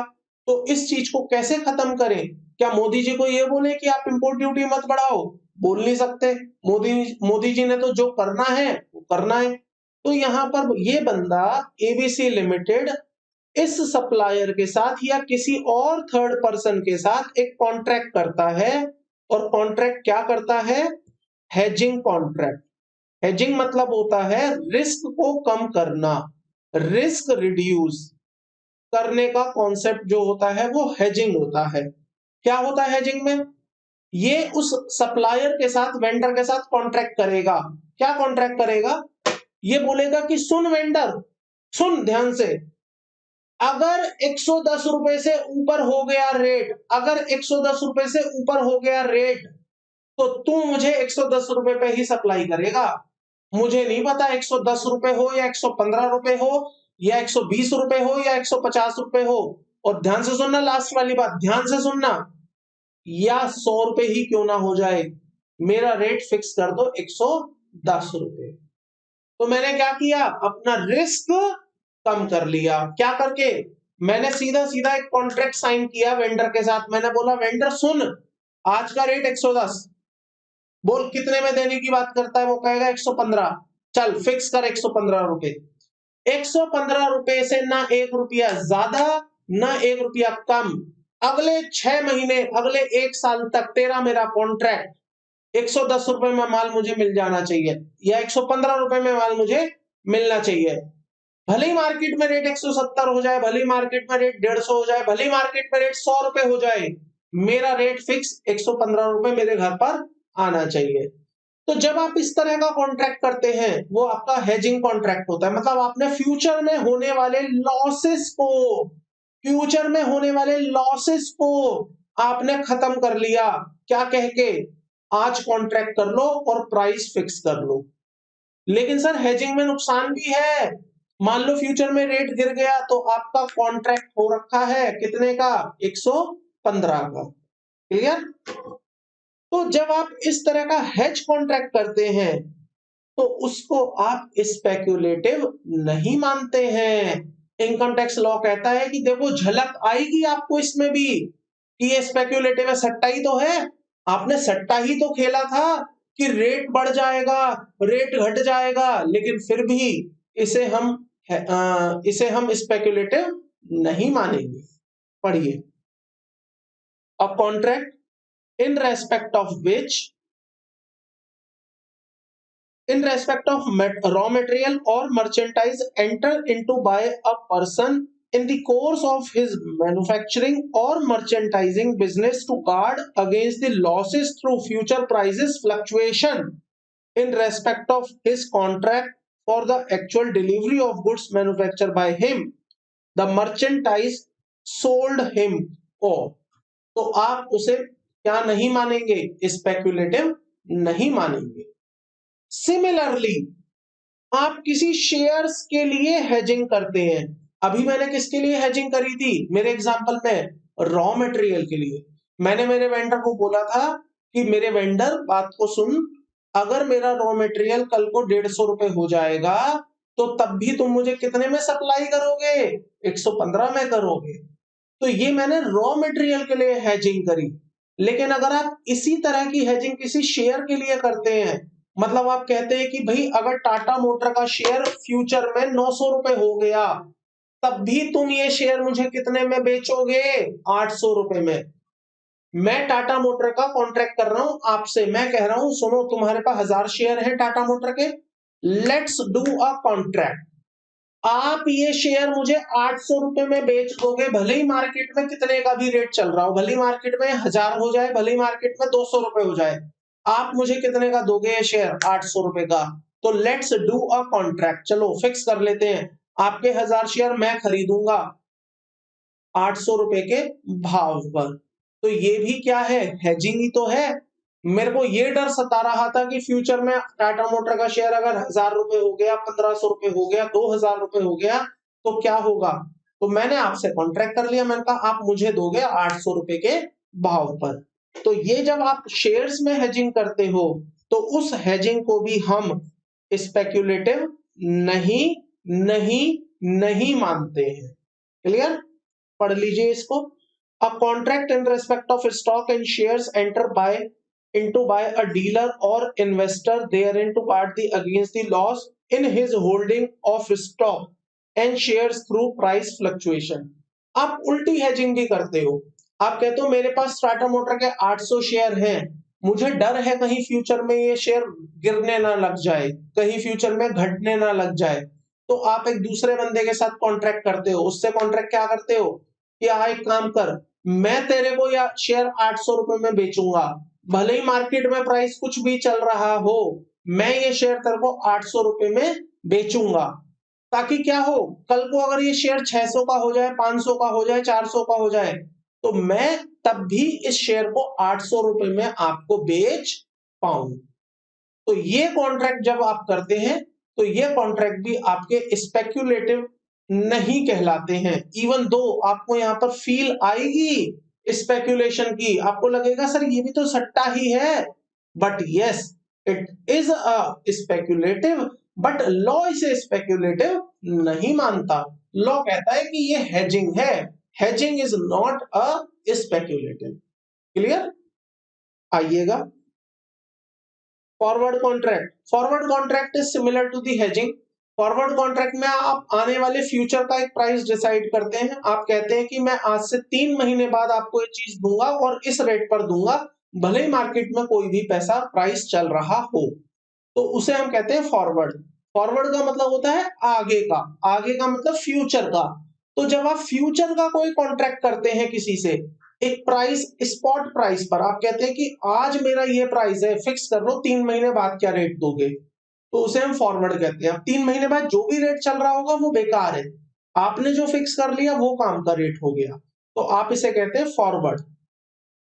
मान लीजिए एग्जांपल ले रहा हूं छोटा सा आपको बताने के लिए, मैं आज अनाउंस करूं कि मैं पेड क्लासेस की तरफ शिफ्ट हो रहा हूं और मैं बच्चों का एडमिशन लेना शुरू कर रहा हूं आने वाले जनवरी 2022 के लिए। मतलब जनवरी 2022 में मैं एक बैच पढ़ाऊंगा, उस बैच के लिए मैंने अभी से अनाउंसमेंट कर दी, लेकिन मैंने फीस फिक्स नहीं करी कि जनवरी 2022 में फीस क्या होगी। अब एक बच्चा मेरे से पूछता है सर आप फीस क्या लोगे, मैंने कहा भाई फीस तो पता नहीं, जब जनवरी 22 आएगी तब बताऊंगा फीस क्या होगी। अब वो बच्चा मुझे बोलता है सर आओ एक कॉन्ट्रैक्ट करते हैं। मैंने कहा क्या कॉन्ट्रैक्ट करोगे? कहता है आप फिक्स कर लो आज ही कि जनवरी 22 में मैं आपसे क्लास लूंगा और मेरी फीस ये फिक्स कर लो, भले ही आपकी फीस तब कुछ भी चल रही हो सकता है आप तब फ्री में पढ़ा रहे हो सकता है तब आप पैसे लेके पढ़ा रहे हो सकता है तब आप कैसे पढ़ा रहे हो, बट मेरा आपसे कॉन्ट्रैक्ट हो गया, ये फीस फिक्स हो गई मेरी। तो जब वो बच्चा मुझसे ये कॉन्ट्रैक्ट कर रहा है ना, तो वो मेरे से एक तरह का फॉरवर्ड कॉन्ट्रैक्ट कर रहा है, और ये फॉरवर्ड कॉन्ट्रैक्ट भी तो सट्टा ही है। भाई सट्टा क्यों है? उसने तो मेरे से एक अमाउंट फिक्स कर लिया, लेकिन कल को हो सकता है मैंने फीस 1 लाख कर दी, मैंने 2 लाख कर दी या 5 लाख कर दी, या मैंने ऐसा भी हो सकता है ये कह दिया फ्री में ही पढ़ाऊंगा। तो वहां पर उसका तो जो कॉन्ट्रैक्ट हुआ था वो तो प्योरली प्योरली सट्टा था, लेकिन लॉ कहता है भाई साहब इसे भी सट्टा नहीं मानेंगे, ये भी हमारा नॉन स्पेक्युलेटिव ट्रांजैक्शन में कवर हो जाएगा। तो this transaction not deemed to be speculative transaction. Clear? आप इसको पढ़ लीजिएगा फॉरवर्ड कॉन्ट्रैक्ट को, इसमें यही बात लिखी हुई है। And trading in a derivatives, तो अगर आप डेरिवेटिव्स में भी डील करते हैं वो भी आपका स्पेक्युलेटिव ट्रांजैक्शन नहीं है।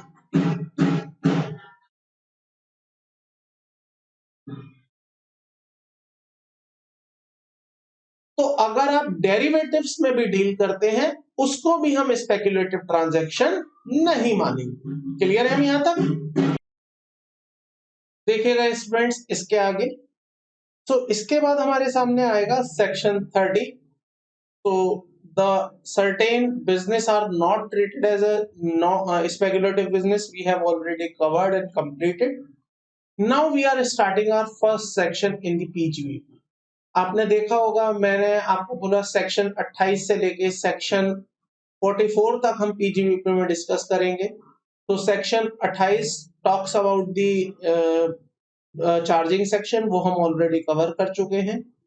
Section 29 basically computation of the PGBP की बात करता है। वो ये बोलता है कि पीजीवीपी की इनकम जो होगी वो कहां से और कैसे कंप्यूट की जाएगी। तो देखिए मैंने आपको बताया भी होगा, फर्स्ट पेज पर ही दिखाया था, ये जो कंप्यूटेशन का पार्ट है या ये कंप्यूटेशन, ये बेसिकली सेक्शन 29 में मेंशन है।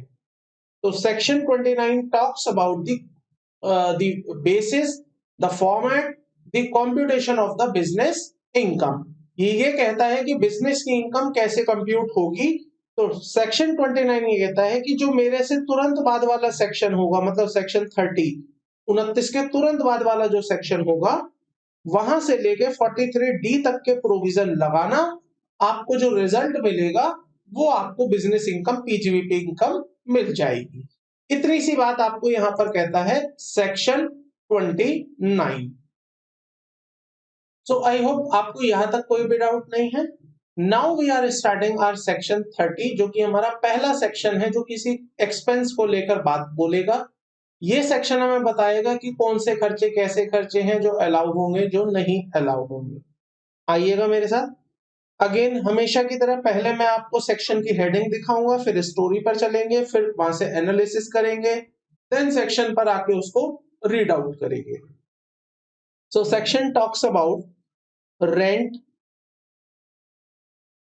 rates, taxes, repairs and insurance for building। Section 30, section 30 कहता है कि अगर आपने किसी बिल्डिंग का रेंट पे किया है, अगर आपने किसी बिल्डिंग पर रेट्स पे किए हैं, रेट्स भी एक तरह के टैक्सेस ही होते हैं, आपको पता होगा। अगर आपने किसी बिल्डिंग पर टैक्सेस पे करे हैं, जैसे म्यूनिसिपल टैक्सेस हो गए, बिल्डिंग टैक्स हो गया, कोई और टैक्स हो गए, अगर आपने किसी बिल्डिंग की रिपेयर कराई है, अगर आपने किसी बिल्डिंग पर इंश्योरेंस पे किया है, तो वो खर्चे आपके अलाउ होंगे या नहीं होंगे, इसके बारे में सेक्शन 30 आपको बताएगा पीजीबीपी में। सेक्शन 30 क्या बताएगा कि क्या रेंट का, रेट्स का, टैक्सेस का, इंश्योरेंस का, रिपेयर का खर्चा आपको अलाउ होगा या नहीं होगा। आइएगा मेरे साथ कुछ P&L अकाउंट पर डिस्कशन करते हैं। तो मान लीजिए आपके सामने एक P&L अकाउंट में बना देता हूं, मैं यहां पर लिखता हूं टू रेंट, फिर मैं इसके सामने लिखता हूं टू रेट्स और टैक्सेस, फिर मैं यहां पर लिखता हूं इंश्योरेंस, और फिर मैं यहां पर लिखता हूं टू रिपेयर। एक एक करके सब पर डिस्कशन करेंगे, एनालिसिस करेंगे, फिर सेक्शन पर आ जाएंगे। एक बात बताइए, ये जो रेंट होगा ये मैं कब पे करूंगा? रेंट मैं कब पे करूंगा? जब मेरी प्रॉपर्टी रेंटेड प्रॉपर्टी होगी। यस और नो? इसको मैं नंबर 1 नाम दे देता हूं और 1 नंबर का एनालिसिस मैं आपको यहां करवाऊंगा। मुझे बताइए मैं रेंट कब पे करूंगा? जब मैं प्रॉपर्टी को रेंट पर लूंगा। पहली बात तो ये समझ लीजिए, मैं रेंट कब पे करूंगा? जब मैं प्रॉपर्टी को रेंट पर लूंगा। तो यहां पर मैंने एक बिल्डिंग ले ली और बिल्डिंग मैंने रेंट पर ले ली, बिल्डिंग मैंने रेंट पर ले ली। अब ये रेंट मैं 2 तरह से पे कर सकता हूं। एक, थर्ड पार्टी को पे कर सकता हूं। थर्ड पार्टी का मतलब मेरा काम था, मेरा बिजनेस था, मैंने अपने पड़ोसी से, मैंने अपने किसी रिश्तेदार से, मैंने किसी एक अनजान व्यक्ति से कोई बिल्डिंग किराए पर ली और मैंने उसको किराया दे दिया। एक दूसरा तरीका भी हो सकता है कि मैं अपने आप को ही रेंट पे कर दूं, ओन रेंट। मेरी बिल्डिंग थी, 11th क्लास में मैं पढ़ के आया था कि मैं अलग हूं और मेरा बिजनेस अलग है, यही आपने पढ़ा था। There must be a different person, मतलब बिजनेस अलग होते हैं और बिजनेस का ओनर अलग होता है। 11th क्लास में आपने पढ़ा था। मैंने उस नॉलेज को अप्लाई करते हुए एक छोटा सा प्रिंसिपल लगाया और मैंने कहा अगर मैं अलग हूं, मेरा बिजनेस अलग है, तो इसका मतलब मैं अपनी बिल्डिंग अगर मेरे अपने बिजनेस को दे देता हूं यूज करने के लिए, तो बिजनेस मुझे बदले में क्या दे देगा? रेंट दे देगा। क्या मैं गलत तो नहीं सोच रहा हूं? प्लीज स्टूडेंट्स थोड़ा सा आप माइंड ओपन कर लीजिए। इट इज अ पीजीबीपी, यहाँ पर डायनामिक सिचुएशन क्रिएट करूंगा मैं आपके सामने। आप भी सोचेंगे सर ये क्या हो क्या गया, आप कैसी कैसी बातें कर रहे हैं, एक आदमी अपने आप को ही रेंट कैसे पे कर देगा? तो मैंने आपको बता दिया, पे हो सकता है। 11th क्लास में मेरे को सिखाया गया था मेरे अकाउंट्स के टीचरों द्वारा, मेरी फैकल्टीज द्वारा, कि बिजनेस अलग है और बिजनेसमैन अलग है। तो बिजनेसमैन अलग है, बिल्डिंग मेरी है, मैं बिजनेसमैन हूं। अब मैं बिजनेस करने पहुंचा तो बिजनेस बन गया अलग। मैंने बिजनेस को बोला बिजनेस तुम्हें बिल्डिंग चाहिए किराए की, मेरी बिल्डिंग तुम ले लो किराए पर और तुम मुझे किराया दे दो। इसका मतलब सर ये आप क्या कह रहे हो कि आपका बिजनेस आपको किराया देगा, आपका बिजनेस आपको किराया देगा? हाँ हो सकता है। तो मैंने इसलिए यहाँ पर लिखा बिल्डिंग का जो रेंट होगा वो आप 2 लोगों को दे सकते हो भाई, या तो वो आपकी कोई थर्ड पार्टी है या फिर आप अपने आप को ही रेंट पे कर सकते हो। अब मैं आपसे पूछना चाहता हूं, अगर आप थर्ड पार्टी को रेंट देते हो, क्या इनकम टैक्स वालों को कोई ऐतराज होगा? क्या इनकम टैक्स वालों को कोई ऐतराज होगा इस बात पर? नहीं सर। उन्होंने बोला इनकम टैक्स वालों ने, हमें कोई ऐतराज नहीं है, इट इज ओके। उन्होंने यहाँ पर क्लीन चिट हरा सिग्नल दे दिया, उन्होंने कहा गो अहेड, पे करो रेंट और क्लेम करो खर्चा, पे कर दो रेंट और खर्चे में इसे डाल दो।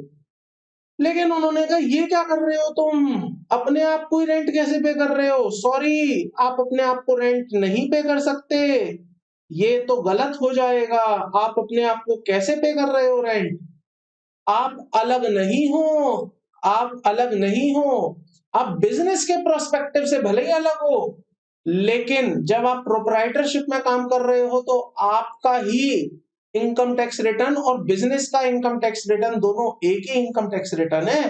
आप जब बिजनेस कर रहे हो तो किसके पेन से कर रहे हो, किसका पेन नंबर यूज कर रहे हो, परमानेंट अकाउंट नंबर किसका है, आपका है। आप बिजनेस से अलग नहीं हो, इनकम टैक्स के हिसाब से आप और आपका बिजनेस दोनों क्या हैं, एक हैं। इनकम टैक्स के हिसाब से आप और आपका बिजनेस दोनों एक हैं, यहां हम कोई फर्क नहीं मानते दोनों में। इनकम टैक्स वाले कहते हैं भाई साहब अगर आप प्रोप्राइटरशिप में काम कर रहे हो तो ना तो आप अलग हो ना आपका बिजनेस अलग है, आप तो एक ही व्यक्ति हो, बिजनेस भी आप हो और आप ही बिजनेस हो। तो यहाँ पर अगर आप अपने आप को ही रेंट पे करोगे तो ये लो जी, लाल स्याही से बड़ा बड़ा काटा, आपको ये अलाउड नहीं करेंगे, हम आपको इस रेंट की डिडक्शन नहीं देंगे। तो फर्ज करो, सपोज करो एक पर्सन ने अपना पी एंड एल अकाउंट बनाया और उस पी एंड एल में रेंट लिख दिया और ये रेंट उसने अपने आप को ही पे कर रखा था, ओन अपने आप को ही पे कर रखा था, तो क्या उसे डिडक्शन दे दोगे? नहीं सर, नहीं देंगे, डिडक्शन नहीं दी जाएगी। लेकिन अगर उसने ये किराया किसी थर्ड पार्टी को पे कर रखा था तो क्या उसे अब डिडक्शन दे दोगे? सर बिल्कुल दे देंगे, कोई मना ही नहीं है। लॉजिक क्लियर है, क्यों मना कर दिया, क्यों डिडक्शन दे दी और क्यों नहीं दी, क्लियर है? हाँ जी। इसी तरह से अगर आप कोई बिल्डिंग अपने पर्सनल यूज के लिए यूज करते हो और उसका रेट एंड टैक्सेस पे करते हो तो क्या आपको डिडक्शन देंगे? नहीं देंगे, क्योंकि ये बात तो मैंने अभी सेक्शन 38 में ही पढ़ा दी, कोई एक्सपेंस अगर एक्सक्लूसिवली इंकर्ड नहीं होगा for the purpose of business then deduction shall not be allowed. इसी तरह बताइए इंश्योरेंस अगर आप पे कर रहे हैं बिल्डिंग का तो क्या आप इसका खर्चा क्लेम कर सकते हैं? The answer is yes. अगर मैं किसी बिल्डिंग का इंश्योरेंस करवाऊंगा और वो बिल्डिंग मेरे बिजनेस के यूज की होगी तो मैं वहां पर उसको एक्सपेंस क्लेम कर पाऊंगा। इसी तरह बताइए क्या रिपेयर अगर करवाई जाएगी बिल्डिंग में, रिपेयर, तो क्या उसको भी खर्चा मान लिया जाएगा? The answer is depend upon the situation. Sir क्या ये रिपेयर कैपिटल एक्सपेंडिचर में हुई है या क्या ये रेवेन्यू एक्सपेंडिचर है? आपने पढ़ा होगा 11th क्लास में capital expenditure and revenue expenditure. So अगर ये रिपेयर कैपिटल एक्सपेंडिचर की है तो आप इसे खर्चा नहीं मानेंगे, आप इसे क्या करेंगे? कैपिटलाइज करेंगे। आप इसे क्या करेंगे? कैपिटलाइज करेंगे। कैपिटलाइज करने का मतलब आप इसे बिल्डिंग में डेबिट कर देंगे। एंट्री क्या करेंगे? Accounting entry asset account debit to cash या बैंक, क्लियर? लेकिन अगर आप ये कह रहे हैं रेवेन्यू एक्सपेंडिचर है, रिपेयर मेरा रेवेन्यू एक्सपेंडिचर है, मैंने कोई छोटी मोटी रिपेयर करवाई है, व्हाइट वॉश करवाया है, कहीं हल्की सी दीवार टूट गई थी मैंने उसको ठीक करवाया है, कहीं पर कुछ रेलिंग टूटी हुई थी मैंने वो रेलिंग ठीक करवाई है, स्टेयर्स थोड़ी खराब हो गई थी स्टेयर्स सही करवाई हैं, तो आप उसे रेवेन्यू एक्सपेंडिचर मानेंगे। और रेवेन्यू एक्सपेंडिचर अगर मानेंगे तो आप उसे पी एंड एल में डेबिट कर देंगे। एंट्री क्या करेंगे? Repair account debit to cash या बैंक। क्लियर है हम यहां तक? तो ये मैंने आपको चारों ही सिनेरियोज बताए, आपको अच्छे से समझ भी आ गए होंगे। फिर से एक बार रिपीट कर लेते हैं फिर लॉ पर चलेंगे। सर अगर मैं कोई रेंट पे करूंगा, अगर वो रेंट थर्ड पार्टी को पे किया गया है तो ये मेरा खर्चा है, मैं पी एंड एल में डाल पाऊंगा। अगर ये रेंट मैंने किसी ओन अपने आप को ही दिया होगा, मैंने कहा ये मेरी बिल्डिंग है मैं अपने आप को ही रेंट दे देता हूं, तो मैं इसे खर्चा नहीं मान पाऊंगा, ये डिसअलाउड हो जाएगा, क्योंकि इनकम टैक्स आपको और आपके बिजनेस को अलग अलग नहीं मानता। अकाउंटिंग मानती है, अकाउंटिंग मानती है, आज भी मानती है और मानती रहेगी, बट इनकम टैक्स नहीं मानता। इनकम टैक्स कहता है आपका पेन और आपके बिजनेस का पेन एक ही पेन, तो आप तो एक ही हो, आप अलग नहीं हो। रेट एंड टैक्सेस अगर आपने बिल्डिंग के लिए पे किए हैं, खर्चा अलाउ कर देंगे, खर्चा अलाउ कर देंगे। लेकिन अगर बात वही आ जाती है, अगर आपका पर्सनल यूज के लिए हुआ तो फिर आपको हाउस प्रॉपर्टी में मिल ही रही है म्यूनिसिपल टैक्सेस की डिडक्शन। तो अगर आपने हाउस प्रॉपर्टी में डिडक्शन ले ली तो आप फिर पीजीबीपी के पीएनएल में नहीं लेंगे। इंश्योरेंस अगर आप करवाते हैं बिल्डिंग का तो इंश्योरेंस की आपको डिडक्शन दे दी जाएगी। अगर आप रिपेयर कराते हैं तो रिपेयर दो तरह की हो सकती है, ईदर और कैपिटल नेचर और द रेवेन्यू नेचर। तो अगर कैपिटल नेचर का एक्सपेंडिचर है, मतलब आप कहते हैं मैंने फ्लोर ऐड करवा दिया, 3 मंजिल की बिल्डिंग थी, मैंने 1 मंजिल और डलवा दी, तो it is a capital nature expenditure. आप इसे पीएनएल में नहीं डालेंगे, आपको कैपिटलाइज करना पड़ेगा और इसके ऊपर फिर जो डेप्रिसिएशन बनेगा वो मिल जाएगा। लेकिन अगर आप कहते हैं रेवेन्यू नेचर का एक्सपेंडिचर है तो आप पीएनएल में डालो, खर्चा क्लेम करो, मौज करो, एक्सपेंस आपका अलाउड हो जाएगा। एक जाते जाते बात समझिएगा इस प्रोविजन को, पर जाने से पहले मैं क्लास एंड नहीं कर रहा हूं, कहीं आप सोचे ठीक है थैंक गॉड सर आज की क्लास ओवर हो गई। I am not ending the class, I am ending this section. मान लीजिए फर्म है, मान लीजिए फर्म है, पार्टनरशिप फर्म, पार्टनरशिप फर्म ने अपना पी&एल अकाउंट बनाया और पी&एल अकाउंट में रेंट का खर्चा लिखा, और ये जो रेंट दिया गया है वो इसके एक पार्टनर की बिल्डिंग को दिया गया है। मतलब ये जो रेंट दिया है 1 लाख रुपए, ये 1 लाख रुपए एक ऐसी बिल्डिंग पर दिया गया है जो कि पार्टनर की बिल्डिंग थी। क्या ऐसा हो सकता है? पहले तो ये बताओ whether it is practically possible और नॉट। क्या एक पार्टनरशिप फर्म अपने ही पार्टनर की बिल्डिंग में बिजनेस कर सकती है? यस सर कर सकती है। पार्टनरशिप फर्म बनी एबीसी के बीच में, बात चल रही थी कि हम कहां पर ऑफिस खोलें। ये देखिए एबीसी 3 पार्टनर के बीच में डिस्कशन चल रहा था बिजनेस कहां पर करें। तो ए ने बोला मेरे पास एक बिल्डिंग पड़ी है, खाली पड़ी है, कोई रहता जाता नहीं है, कोई यूज नहीं है उसका, खाली ऑफिस है वो, एक काम करो वहीं पर बना लेते हैं अपना ऑफिस। अब जैसे ही ए ने ये बात बोली तो बी और सी ने पूछा भाई ये फ्री में दोगे क्या ऑफिस हमें? ए बोलता है पागल हो गए हो क्या, ये ऑफिस में वैसे अगर किसी को किराए पर देता तो मुझे 10,000 रुपए मिलते, मैं तुम्हें फ्री में क्यों दूं? भाई तुम अलग हो मैं अलग हूं, तुम अलग का मतलब तुम्हारी पार्टनरशिप अलग है मैं अलग हूं। मान लो अगर ये हमारी पार्टनरशिप ना हो रही होती तो ये ऑफिस में जनरली किसी को किराए पर दे देता 10,000 रुपए में। तो मैं ये कह रहा हूं, ए ये कह रहा है कि मेरा ऑफिस है खाली पड़ा है यूज कर लो पार्टनरशिप में, लेकिन इसका किराया लूंगा मैं, ये मैं 10,000 रुपए किराया तुमसे लूंगा। तुमसे का मतलब किससे लूंगा? बी से लूंगा? नहीं। सी से लूंगा? नहीं। किससे लूंगा? एबीसी जो फर्म बनी है उससे लूंगा।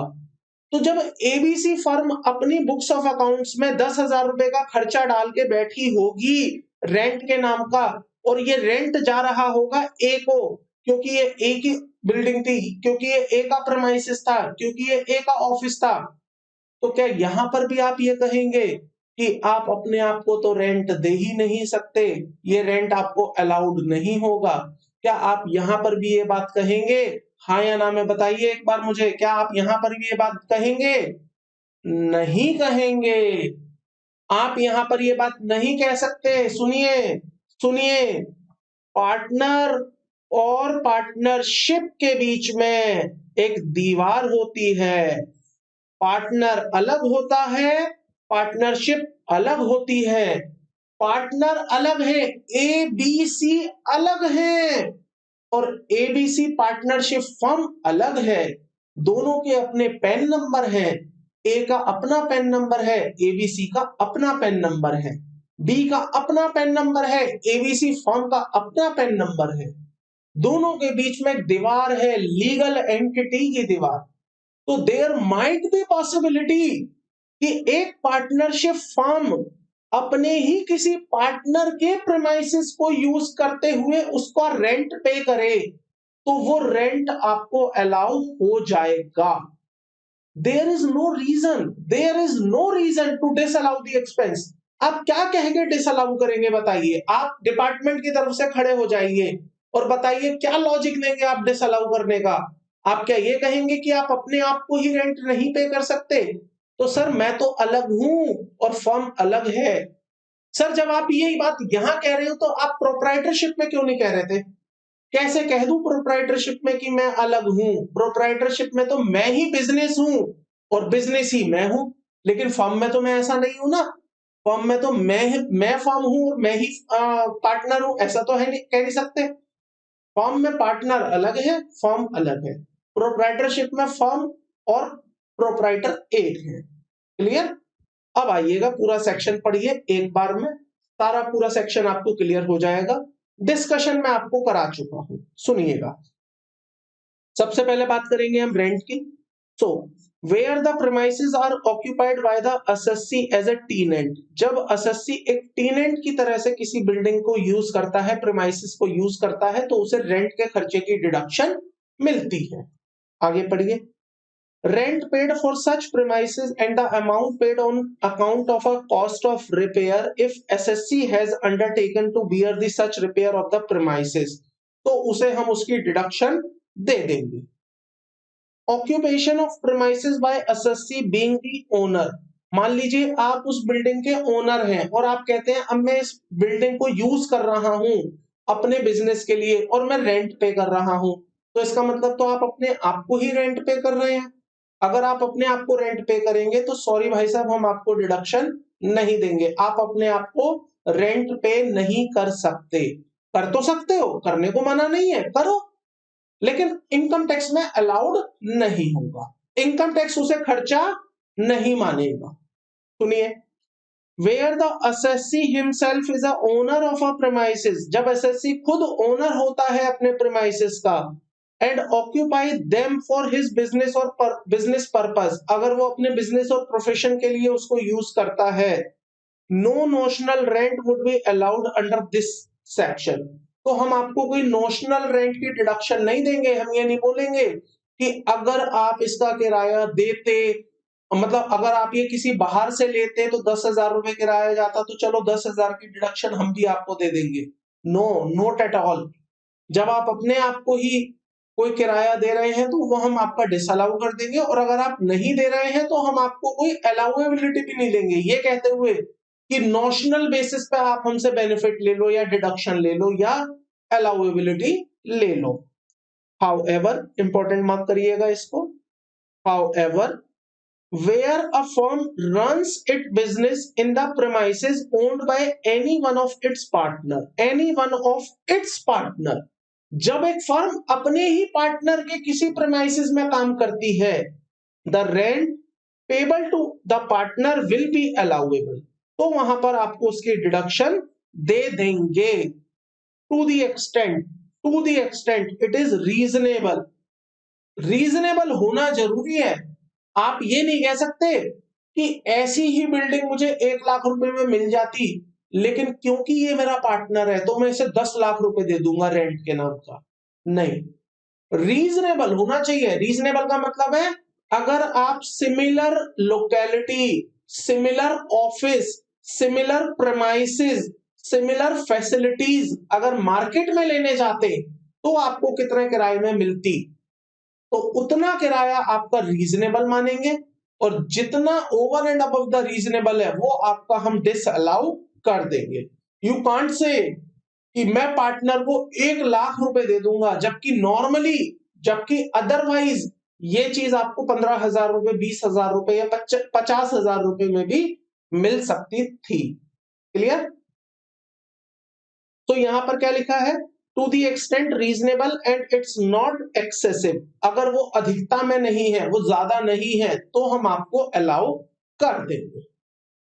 रिपेयर्स, मैंने आपको बताया रिपेयर्स 2 तरह की होंगी, रेवेन्यू रिपेयर्स, रेवेन्यू एक्सपेंडिचर की, और कैपिटल एक्सपेंडिचर की। पढ़िएगा। Repairs of a premises, deduction shall be allowed in respect of the expense incurred on account of repair to building in case where the SSC is the owner of building अगर आप अपनी building में भी repair करवाएंगे ना, मान लीजिए आप अपनी ही बिल्डिंग बिजनेस के लिए यूज कर रहे हैं, किराया अलाउड नहीं होगा, किराए की डिडक्शन नहीं देंगे, लेकिन रिपेयर अगर करवाएंगे तो रिपेयर की हम डिडक्शन आपको दे देंगे। फिर हम ये नहीं कहेंगे कि भाई आपने अपनी ही तो बिल्डिंग में रिपेयर करवाई है। यहां पर हम मानेंगे कि ठीक है, वो रिपेयर की जरूरत क्यों पड़ी होगी, क्योंकि आप वहां पर बिजनेस कर रहे थे, बिजनेस कर रहे थे, वहां पर यूज हो रहा था तो आपने रिपेयर करवा ली, तो यहां पर रिपेयर की हम आपको डिडक्शन दे देंगे। इसके बाद assessee is a tenant who has undertaken to bear the cost of repair of the premises। अगर आप assessee हैं और आप किराएदार हैं और आप रिपेयर करवाते हैं तो हम आपको रिपेयर की डिडक्शन दे देंगे। अगर आपका मकान मालिक करवाएगा तो हम आपको डिडक्शन देंगे क्या? कैसी बातें कर रहे हो सर, जब आपका मकान मालिक करवाएगा तो आपको डिडक्शन थोड़ी देंगे, फिर तो मकान मालिक लेगा। अब वो कैसे लेगा, वो उसकी कॉल है, वो हमारे को नहीं सोचना। even if assessee occupy the premises otherwise than as a tenant, मतलब अगर आप ओनर की कैपेसिटी में भी यूज करते हैं as a lessee license or mortgage with possession, he is entitled to take a deduction under this section in respect of current repair of the premises। आप किराएदार नहीं है, आपने वो प्रॉपर्टी लीज पर ले रखी है 20 साल के लिए और आप उसमें रिपेयर करवाते हैं, तब भी आपको इसकी डिडक्शन दे दी जाएगी, तब भी आपको रिपेयर का डिडक्शन मिल जाएगा। नेक्स्ट पढ़िएगा, however the capital expenditure on repair incurred by the owner shall be added to the cost of building. तो आप इसे क्या करेंगे, कैपिटलाइज करेंगे। Then a capital expenditure on repair incurred by the tenant is deemed as a building in the hands of tenant on which depreciation shall be allowed as tenant। सवाल ये आता है, ध्यान से समझिएगा, मान लीजिए मेरे पास ये बिल्डिंग है। अब बिल्डिंग दो तरह से हो सकती है, या तो मेरी अपनी बिल्डिंग हो सकती है या मेरी रेंटेड बिल्डिंग हो सकती है। बहुत इंपॉर्टेंट एस्पेक्ट समझा रहा हूं मैं, ध्यान से समझिएगा।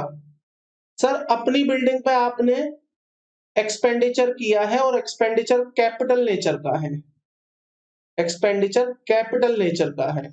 आपने क्या पढ़ा अभी, अगर मैं समराइज करूं, आपने ये पढ़ा कि सर अगर कैपिटल नेचर का एक्सपेंडिचर होगा तो आप उसे कैपिटलाइज करेंगे, आप उसे कैपिटलाइज्ड करेंगे।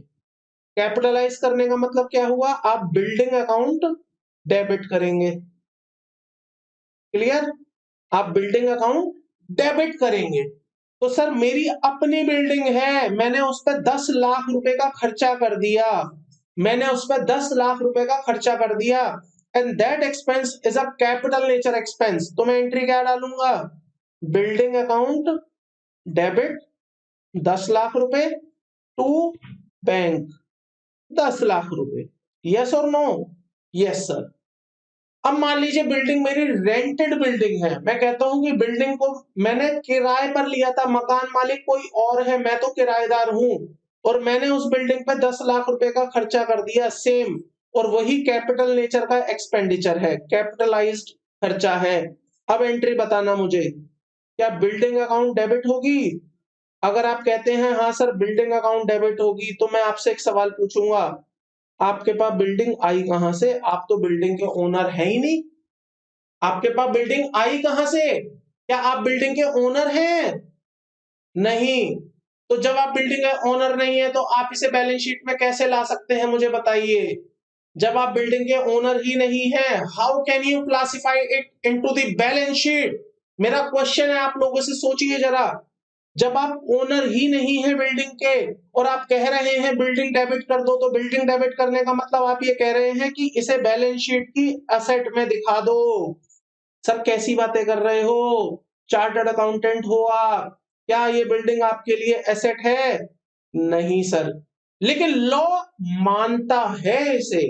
पढ़िएगा, हाउएवर, यहां से पढ़िए, and capital expenditure on repairs, capital expenditure on repairs incurred by tenant, जो टेनेंट द्वारा इंकर्ड किया गया है, किराएदार द्वारा इंकर्ड किया गया है, इज डीम्ड एज बिल्डिंग। हम उसे मान लेंगे कि वो बिल्डिंग है, मान लेंगे, है नहीं, मान लेंगे, डीम्ड कर लेंगे, मानो या ना मानो मान लेंगे। In the hands of tenant, tenant के हाथ में, on which depreciation shall be allowed to the tenant, और टेनेंट को उस पर डेप्रिसिएशन भी दे दिया जाएगा।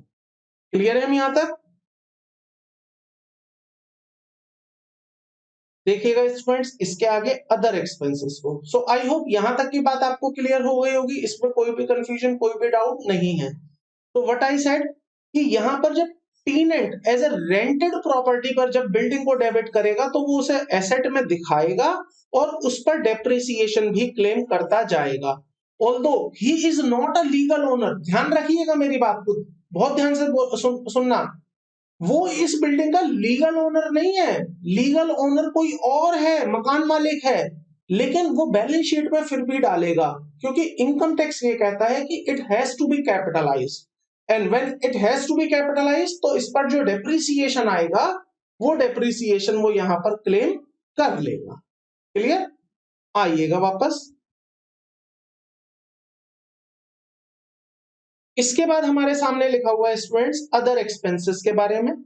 तो देख लेते हैं अदर एक्सपेंसेस के बारे में क्या लिखा है। अगेन सिंपल सी बात लिखी हुई होगी कि अगर आप कोई अदर एक्सपेंस करते हैं लाइक इंश्योरेंस वगैरह तो वो भी हम आपको अलाउ कर देंगे।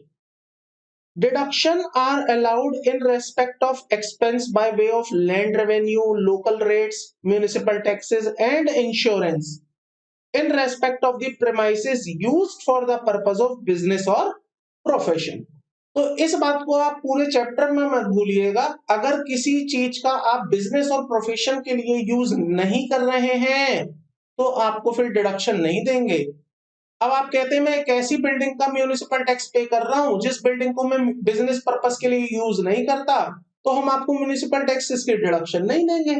बड़ा ही सिंपल सा केस हो गया, हम आपको डिडक्शन उस केस में नहीं देंगे। तो ये तो सेक्शन 38 आपके माइंड में बार बार घूमना चाहिए। अब सोते उठते जागते सेक्शन 38 आपके माइंड में फिट कर लो। अगर कोई खर्चा बिजनेस के लिए होगा तो वो बिजनेस का खर्चा है, अगर कोई खर्चा बिजनेस के लिए नहीं होगा तो वो बिजनेस का खर्चा नहीं है। क्लियर? तो यहां पर क्या बोला, अगर कोई municipal taxes, any other taxes, rates local authorities को, म्यूनिसिपल अथॉरिटीज को अगर आपने दिए हैं, कोई इंश्योरेंस आपने पे किया है, अगर वो बिजनेस के लिए है, अगर वो प्रोफेशन के लिए है तो हम उसे खर्चा दे देंगे, अदरवाइज वो अलाउड नहीं होगा। स्टूडेंट्स इतनी सी बात पढ़ के आपको क्या मैसेज समझ आया? मैसेज ये समझ आया कि अब आने वाले सेक्शंस में हर एक खर्चे के ऊपर पीएचडी करवाई जाएगी। सेक्शन 30 आपने पढ़ा, तो सेक्शन 30 से आपने समझा रेट्स को, रेंट को, इंश्योरेंस को या रिपेयर्स के खर्चों को। तो अब सेक्शन 31 आपको कोई और खर्चा लेके आ जाएगा। सेक्शन 31 बोलेगा कि मैं हूं इस खर्चे का मालिक, अब बताओ कैसे ट्रीटमेंट करना है। सेक्शन 32 आपके सामने लेके आएगा डेप्रिसिएशन की ट्रीटमेंट। सेक्शन 33 लेके आएगा कोई और नया ट्रीटमेंट। 34 लाएगा कुछ और बातें, 5 लाएगा कुछ और बातें, और 36 लाएगा कुछ और बातें। तो क्या है सेक्शन, पता है कैसे चल रहे हैं? सेक्शन 31 रेंट की बात करेगा, कहेगा रेंट के लिए ना ऐसे ऐसे ऐसे ऐसे काम करना है। सेक्शन 31 बोलेगा रिपेयर्स के लिए ऐसे ऐसे ऐसे काम करना है, रिपेयर्स ऑफ मशीनरी। 32 बोलेगा डेप्रिसिएशन की बात करोगे तो मैं हूं कहानी में, मेरे को समझ लो, मैं तुम्हें बताऊंगा डेप्रिसिएशन कब मिलेगा, कैसे मिलेगा, कितना मिलेगा, क्यों मिलेगा, किसको मिलेगा, कहां मिलेगा, ये सारी बातें वो बताएगा। सिमिलरली 33 कुछ और खर्चे बताएगा, 34 कुछ और खर्चे बताएगा, 35 कुछ और खर्चे बताएगा, और 36 में ना बचे हुए खर्चे आ जाएंगे।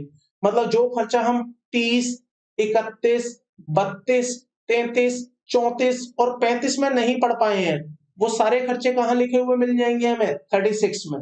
फिर बात खत्म, फिर 36 के बाद बात खत्म, खर्चे खत्म हो जाएंगे, फिर हम कुछ और बातें करना शुरू करेंगे। तो इस तरह से ये पीजीबीपी यहां पर चल रहा है। Now I am moving to the section 31। Heading पढ़ेंगे, स्टोरी सुनेंगे, पिक्टोरियल प्रेजेंटेशन देखेंगे, एनालिसिस करेंगे, फिर सेक्शन पर आएंगे, सेक्शन को पढ़ेंगे, समझेंगे क्या दोनों में हम दोनों में इक्वालिटी आई है या नहीं, हम सेक्शन को खत्म कर देंगे।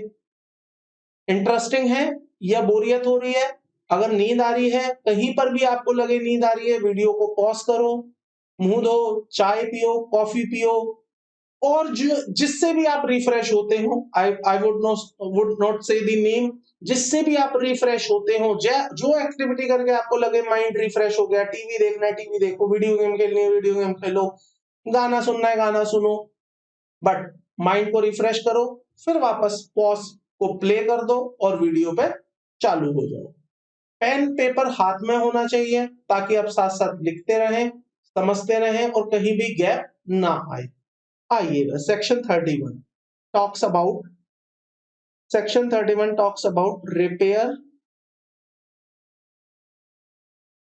Repair and insurance of machinery plant and furniture. Section 31 कहता है कि अगर आप कोई रिपेयर्स करवाएंगे प्लांट एंड मशीनरी का, अगर आप कोई फर्नीचर का रिपेयर करवाएंगे, अगर आप प्लांट एंड मशीनरी का इंश्योरेंस करवाएंगे, अगर आप फर्नीचर का इंश्योरेंस करवाएंगे, तो उसकी डिडक्शन हम आपको देंगे या नहीं देंगे, देंगे तो किन बातों पर देंगे, नहीं देंगे तो क्यों नहीं देंगे, ये सेक्शन आपको यहां पर बताएगा। सुनिएगा, आपने पी एंड एल अकाउंट बनाया, अब पी एंड एल अकाउंट में आपने यहां पर लिखा है टू फर्नीचर इंश्योरेंस, आपने यहां पर लिखा है to plant and machine insurance, आपने यहां पर लिखा है to plant and machine repair, आपने यहां पर लिखा है टू फर्नीचर रिपेयर। सवाल वही आता है फिर से, सर ये जो रिपेयर का खर्चा है ये तो दो तरह का हो सकता है, एक रेवेन्यू नेचर का हो सकता है और एक कैपिटल नेचर का हो सकता है। इंश्योरेंस आपका एक ही होता है, इंश्योरेंस तो इंश्योरेंस ही होता है, तो यहां तो बात ही खत्म हो गई। फिर ये वाला जो रिपेयर का खर्चा है ये भी आपका रेवेन्यू नेचर का हो सकता है और कैपिटल नेचर का हो सकता है। अब आंखें करो बंद और सोचो, कैपिटल नेचर के खर्चे को क्या पी एंड एल में डाल दोगे? नहीं सर, उसे तो हम क्या कर देंगे, कैपिटलाइज कर देंगे। अगर फर्नीचर पर कैपिटल एक्सपेंडिचर होगा तो furniture account debit to cash bank कर देंगे, तो पी एंड एल में जाने की कोई बात ही नहीं आएगी। लेकिन अगर आपके अकाउंटेंट ने उसे पी एंड एल में डाल रखा होगा तो अकाउंटेंट को दो झापड़ लगाएंगे और अकाउंटेंट से बोलेंगे चल इस एंट्री को हटा, और इनकम टैक्स वालों को बोलेंगे कि हमने गलती से डाल दिया था, आप हमारे पी एंड एल को वापस बढ़ा दो। अगर रेवेन्यू नेचर का है तो कोई दिक्कत ही नहीं है, फिर तो अलाउ हो ही जाएगा। सिमिलरली अगर प्लांट एंड मशीनरी की कैपिटल नेचर की एक्सपेंडिचर है तो प्लांट एंड मशीनरी में कैपिटलाइज की जाएगी, और पी एंड एल में अगर आपने डेबिट कर रखी है तो उसे हम डिस अलाउ कर देंगे। व्हेन आई से डिस अलाउ कर देंगे तो आप सब समझदार हो गए होंगे अब तक, आज तीसरी क्लास है, तीसरी क्लास तक आपको ये लेवल ऑफ अंडरस्टैंडिंग तो डेवलप हो ही गया होगा कि व्हेन आई से डिस अलाउ तो क्या मतलब है कि जो पी एंड एल में आपका ऑलरेडी खर्चा डाला हुआ है उसे हम एड बैक कर देंगे। एड बैक का मतलब हम आपके प्रॉफिट को इंक्रीज कर देंगे। क्लियर? पढ़िएगा अब इस सेक्शन को इतनी अंडरस्टैंडिंग के बाद। Deduction in respect of the expenses on current repair, current repair का मतलब होता है revenue repairs, and insurance of a machine, plant and furniture shall be allowed in computing the income from business। यहां लिख लीजिए, current repair का मतलब होता है रेवेन्यू नेचर का, revenue nature. However, the capital expenditure on repairs incurred by the owner shall be added to the cost of asset। तो अगर आप ओनर हैं उस चीज के, आप कहते हैं मैं प्लांट का ओनर हूं, तो आपको कैपिटलाइज करवा देंगे, आपको नहीं मतलब उस खर्चे को कैपिटलाइज करवा देंगे। अगर आप कहते हैं मैं ओनर हूं फर्नीचर का और मैंने ये खर्चा फर्नीचर पर किया है which is a capital nature, तो फर्नीचर को कैपिटलाइज करवा देंगे। तो जो भी खर्चा होगा हम उसे कैपिटलाइज करवा देंगे। The deduction allowable in respect of premium, तो जो आपको प्रीमियम पेमेंट की बात कर रहे हैं, इंश्योरेंस प्रीमियम की, paid for insuring the machinery, plant and furniture is subject to the following condition। हम आपको इंश्योरेंस के प्रीमियम की जो इंश्योरेंस का प्रीमियम आप पे कर रहे हैं towards the plant and machinery, towards the furniture या टूवर्ड्स द एसेट, उसका हम आपको खर्चा अलाउ कर देंगे। यही मैंने आपको बताया, कर देंगे, लेकिन कंडीशन के साथ। कुछ कंडीशन है, वो कंडीशन समझ लो, हम आपको खर्चा अलाउ कर देंगे। क्या है वो कंडीशन, सुनिए। The insurance must be against the risk of damage, destruction of the machinery, plant or furniture. Obviously insurance होता ही इसीलिए है। इंश्योरेंस क्यों लेते हो आप भाई? इसीलिए तो लेते हो, कल को मेरा फर्नीचर कहीं जल ना जाए, कहीं आग लग गई तो जल गया, कहीं बाढ़ आ गई तो खराब हो गया, कहीं फ्लड आ गया तो बह ना जाए, कहीं इस तरह का कोई आतंकी हमला हो गया तो नुकसान ना हो जाए। तो इट मींस आप इंश्योरेंस क्यों ले रहे हो? क्योंकि आपको डर है कहीं ये डिस्ट्रॉय ना हो जाए, डैमेज ना हो जाए, कहीं कोई रिस्क ना हो जाए इसके ऊपर, इसके लिए आप इंश्योरेंस लेते हो। दूसरा, asset must be used by the SSC for the purpose of business or profession during the accounting year।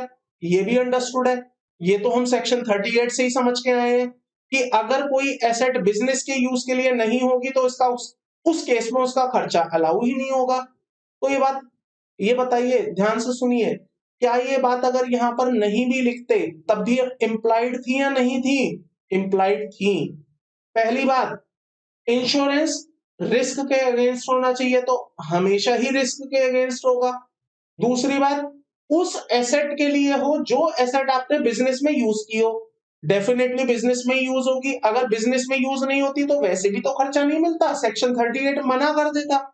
तो पॉइंट इज दैट कि अगर आप ऐसे फर्नीचर पर, प्लांट एंड मशीनरी पर इंश्योरेंस लेते हैं जो कि बिजनेस में यूज हुई है ड्यूरिंग द प्रीवियस ईयर, तो उस केस में उस पर किया गया इंश्योरेंस का खर्चा, उस पर किया गया रिपेयर का खर्चा हम आपको अलाउ कर देंगे। तो there are two condition which you have to fulfil to claim the insurance expenses. तो ये सेक्शन आपको अप्लाई कैसे करना है? आपके सामने क्वेश्चन आएगा, क्वेश्चन में लिखा होगा इंश्योरेंस का खर्चा, और नीचे लिखा होगा एडिशनल इंफॉर्मेशन में कि ये जो इंश्योरेंस पे किया है ये एक ऐसी प्लांट एंड मशीनरी के लिए यूज पे किया है जिसको आपने बिजनेस में यूज ही नहीं किया। तो वहां पर आपके दिमाग की बत्ती जलनी चाहिए।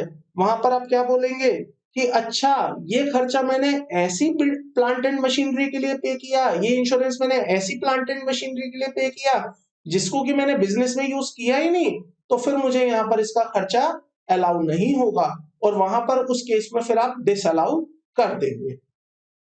क्लियर है हम यहां तक? कोई भी डाउट, कोई भी कंफ्यूजन नहीं है?